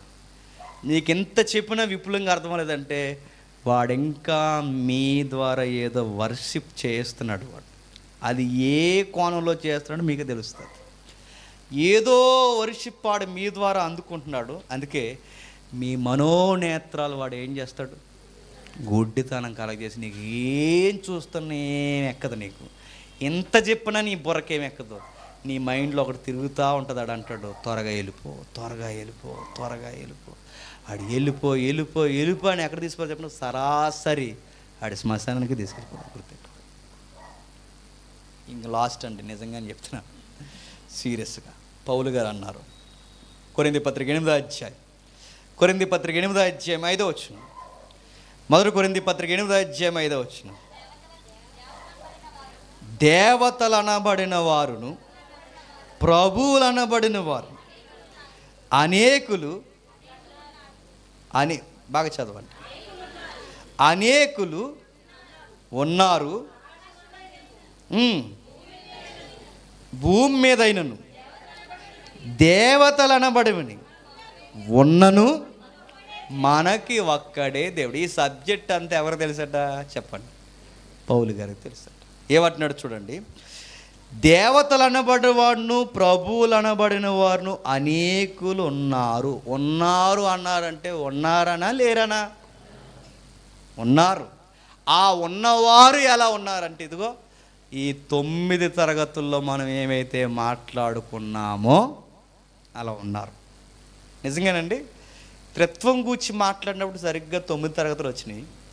మళ్ళీ ఇప్పుడు మాట్లాడుకున్నప్పుడు కూడా 9. ఏమో మరి ఎందుకు వచ్చింది నాకు కూడా తెలియదు. మళ్ళీ ఈ 9 తరగతులు మనం వింటే ఇప్పుడు పౌలు గారు ఎందుకు ఈ మాట అన్నాడో అర్థమవుతుంది. ఇప్పటివరకు కొత్తగా ఈరోజు ఎవరైనా వింటే మళ్ళీ 9 వినాల్సిందే. అందుకే మన చర్చిలో ప్రసంగాలు చెప్పరు, బైబుల్ని సిరీస్గా మాట్లాడతారు. అలా అయితేనే బైబిల్ అర్థమవుతుంది. ఏదంటే మీకు ఇందాక చెప్పినట్టు నువ్వు దీవింపబడతావు, నువ్వు మార్గం పోయినప్పుడు, మార్గం వచ్చినప్పుడు. మార్గం పోయింది ఏ పల్లె మీద పోయాడని దీవింపబడతాడు? పార్కు పోయాడు, పార్కు పోయినా దీవింపబడతాడా? బీచ్కి పోయాడు, బీచ్కి పోయినా దీవింపబడతాడా? ఎప్పుడు దీవింపబడతాడు చెప్పనా? స్క్రిప్చర్ ఎవరైతే డెప్త్గా నేర్చుకుంటారో, వాక్యాన్ని ఎవరైతే బుర్రకెక్కించుకుంటారో ఆ వాక్యము నేర్చుకున్న వారే దేవుడు. ఎందుకంటే ఇంతకన్నా పెద్ద గిఫ్ట్ దేవుడు మనకేమీ ఇవ్వలేదు. అందుకే చెప్తున్నాడు చూడండి పౌలు గారు, ఇదిగో దేవతలు ఉన్నారు, ప్రభువులు అనబడిన వారు ఉన్నారు. ప్రభువులు అంటే ఇందాక చదువుకున్నాగా, పారసిక అధిపతి, గ్రీకుల అధిపతి, వీళ్ళందరూ ఉన్నను ఆకాశమందలి భూమి మీదనైనను దేవతలు అనబడి ఉన్నాను. ఇక్కడ క్వశ్చన్ ఈసారి ఎవడైనా అంటే దీనికి లింక్ వేయండి. ఆకాశమందు దేవతలు అనబడి అంటే భూమి మీద దేవతలు అనేసుకున్నారంటే ఏదో మనుషులు అనేసుకోవచ్చు. ఆకాశం మంది ఎవరు అంటారు వీళ్ళని? ఆకాశం మంది మనుషులు ఉన్నారా? గ్రహాంతరవాసులు ఉన్నారా? ఆకాశమందు దేవతలు అనబడి ఉన్నను అన్నారంటే ఈ భూమి మీద ఉన్నవారు అనినా అనకపోయినా దేవతలుగా పిలువబడిన వారు ఉన్నారు. ఎవరో మీకు తెలుసు, ఆ పతనమైపోయిన ఆత్మల సమూహమే. వాళ్ళంతమంది ఉన్నను, ఎన్ని దైవాలు ఈ ప్రపంచానికి కొలువు తీరినను మన దేవుడు చెప్పండి ఒక్కడే. ఇప్పుడు అడుగుతున్నాను, మన అధిపతి ఎవరు చెప్పండి? మిఖాయేలు కాదు. మన అధిపతి ఎవరు చెప్పండి? గాబ్రియేలు కాదు. మన అధిపతి ఎవరు చెప్పండి? ఎవరో కాదు, మన ప్రధాన అధిపతి, మన ప్రధాన యాజకుడు ఎవరు చెప్పండి? ప్రభు అయిన యేసుక్రీస్తు. మన అధిపతి ఎవరైతే ఉన్నాడు, ఇప్పుడు ఇజ్రాయేల్ అధిపతి మిఖాయేలు మన అధిపతి కాదు. ఇప్పుడు మన అధిపతి ఎవరో తెలుసా? మిఖాయేలుకి ఎవరైతే అధిపతిగా ఉన్నాడో ఇప్పుడు క్రైస్తవుల అధిపతి ఆయనే ప్రభు అయిన యేసుక్రీస్తు. ఇప్పుడు యేసుక్రీస్తే మన అధిపతి. ఈయన కిందే ప్రతి వారు మోకాల్లో ఉన్నాలట. అదృశ్యమైనవి, దృశ్యమైనవి, పైనున్నవి, కిందున్నవి, నేల క్రిందున్నవి, ముల్లోకాలు ఉన్న అన్ని అధిపతులు ఎవరి దగ్గర మోకాలు వేయాలట? ప్రభు అయిన యేసుక్రీస్తు. అంటే ఇప్పుడు మన అధిపతి ఎవరో తెలుసా? ప్రభు అయిన యేసుక్రీస్తు. కాబట్టి ఈ అదృశ్య లోకాల ఉనికి మన వెనకాల జరుగుద్ది. ప్రభు అయిన యేసుక్రీస్తు వారు అంటారు, ఇదిగో వారి దూతలు నీ ముఖాన్ని చూస్తున్నాయి ప్రభు అంటారు. అంటే డేవిడ్కు ఒక ఎస్కాట్ ఉంటుంది, నాకు ఒక ఎస్కాట్ ఉంటుంది, వీళ్ళకు ఒక ఎస్కాట్ ఉంటుంది. మనందరికీ మన పక్షాన మనం కనిపెట్టుకోవడానికి దేవుని పిల్లల్ని కావాల కాసే చెప్పండి అదృశ్య ఆత్మల గుంపులు అలా తిరుగుతుంటాయి అన్నమాట. నువ్వేం చేస్తున్నాయో ఎప్పటికప్పుడు ఇన్ఫర్మేషన్ ఇస్తూ ఉంటాయి. నువ్వేం చేయకూడదు ఎప్పటికప్పుడే ఏదోలా నీకు ఇన్ఫర్మేషన్ తెస్తూనే ఉంటాయి. నువ్వు ఆ పక్కన ఎవరో లేరని నువ్వు సిందేసి సొక్కేసి తిరిగావు అనుకో, ఏదో రోజు నిన్ను నొక్కేస్తారు. నీకు అర్థమైందా? దేవుడు అబ్జర్వ్ చేస్తాడు. మరో పక్కన చెప్పిన మనల్ని కాల్చే దేవదూతలు ఎలా అయితే మన పక్కన ప్రభు అయిన యేసుక్రీస్తు వారు నిలుచుండి ఎలా తిరుగుతారో, ఎవరిని మింగేద్దామా అని కూడా చెప్పండి అటేపు నుండి ఆడు కూడా తిరుగుతాడట. ఇక్కడ ఎవడు నిర్లక్ష్యంగా ఉన్నాడు బుడద్దాయి అని ఆడు చూసి ఎదుక్కుంటాడు చర్చిలో, ఎవరు లూజ్గా ఉన్నాడు, ఎవరు లూజ్గా ఉన్నారని మింగేస్తారు. కాబట్టి జాగ్రత్త. దెయ్యాలు ఉన్నాయా అంటే ఉన్నాయి, అదృశ్య లోకం ఉందా అంటే ఉంది. ఇవన్నీ ఎలా పనిచేస్తాయంటే 9 తరగతుల్లో చెప్పాం ఎలా పనిచేస్తాయి. ఇవన్నీ ఎక్కడున్నాయంటే ఎక్కడో దూరంగా లేవు, మన పైనే తిరుగుతున్నాయని చెప్పాం. కాబట్టి డివైన్ కౌన్సిల్ అనే తరగతిలో చాలా లోతైన అధ్యయనం చేసాం. దీని తర్వాత మీకు ఎవరికైనా అర్థం కాకపోతే ప్రశ్నలు అడగండి బ్రేక్ తర్వాత. ఇప్పుడు వచ్చేవారు ఒకవేళ ఆ ప్రశ్నలో ఏవైనా మీకు నేర్చుకోలేనివి మిగిలిపోతే అప్పుడు మళ్ళీ ఒక తరగతి మొదలెడదాం. లేదంటే ఒక కొత్త జర్నీ నెక్స్ట్ వీక్ నుంచి మళ్ళీ స్టార్ట్ చేద్దాం. దేవుడు మిమ్మల్ని దీవించును గాక. ప్రార్థన. ఎంత బాగా అంటున్నారు అయిపోయింది అని కదా. ప్రార్థన. ప్రేమగల తండ్రి, కృపగల దేవ, బాలురము తండ్రి పసివారము లోకంలో ఎన్నిక లేని వారమైన తండ్రి, తునీకరింపబడిన మనుషులమైన మాతో మీ జ్ఞానమును తండ్రి వెలువరిస్తున్నందుకు మీకు స్తుతులు స్తోత్రం. ఎన్నోసార్లు బైబిల్ చదువుతున్నప్పుడు ఈ మాటలు కనబడతాయి తండ్రి. పట్టించుకోని వారెందరో, పట్టించుకున్న అర్థం కాని వారెందరో తండ్రి, ఏమాత్రం ఎన్నిక లేని మాతో ఈ లోతైన విషయాలు మీరు మాట్లాడుతున్నందుకు మీకు స్తుతులు స్తోత్రం. తండ్రి, అర్థం కాని సహోదరులు సహోదరిమణులు ఎవరైనా ఉంటే తండ్రి ఈ తరగతుల్లో తండ్రి వారు కూర్చుని ఆసక్తి కలిగి ఉన్నా వారికి తండ్రి వారు నేర్చుకోవడానికి కష్టతరం అయితే వారికి అర్థం చేసుకునే మనసును దయచేయండి. మమ్మల్ని శత్రులుగా భావిస్తున్న వారు కూడా ఈ జ్ఞానం నేర్పించండి. మేము మాట్లాడుతున్న మాటలు తండ్రి వీరికి మాత్రమే పరిమితం కాదు కానీ తండ్రి దేవదూతలు కూడా ఈ సంగతులు వినాలని చూడాలని సంఘము ద్వారా లోతైన విషయాలు తండ్రి వారు విని తండ్రి మీ ఎదుట పులకించాలన్నా మీ చిత్తమును తండ్రి ఇంకనూ నెరవేరుస్తూ మమ్మల్ని ముందుకు నడిపిస్తారని కోరుతూ ఆ ముందు మాట్లాడుతున్న తమ్ముళ్లను నడిపిస్తున్న పెద్దలను వస్తున్న తండ్రి సమూహాన్ని అందరినీ మీ చేతులకు అప్పగిస్తూ క్రీస్తు నామని ప్రార్థన సమర్పిస్తున్నాం తండ్రి. ఆమేన్.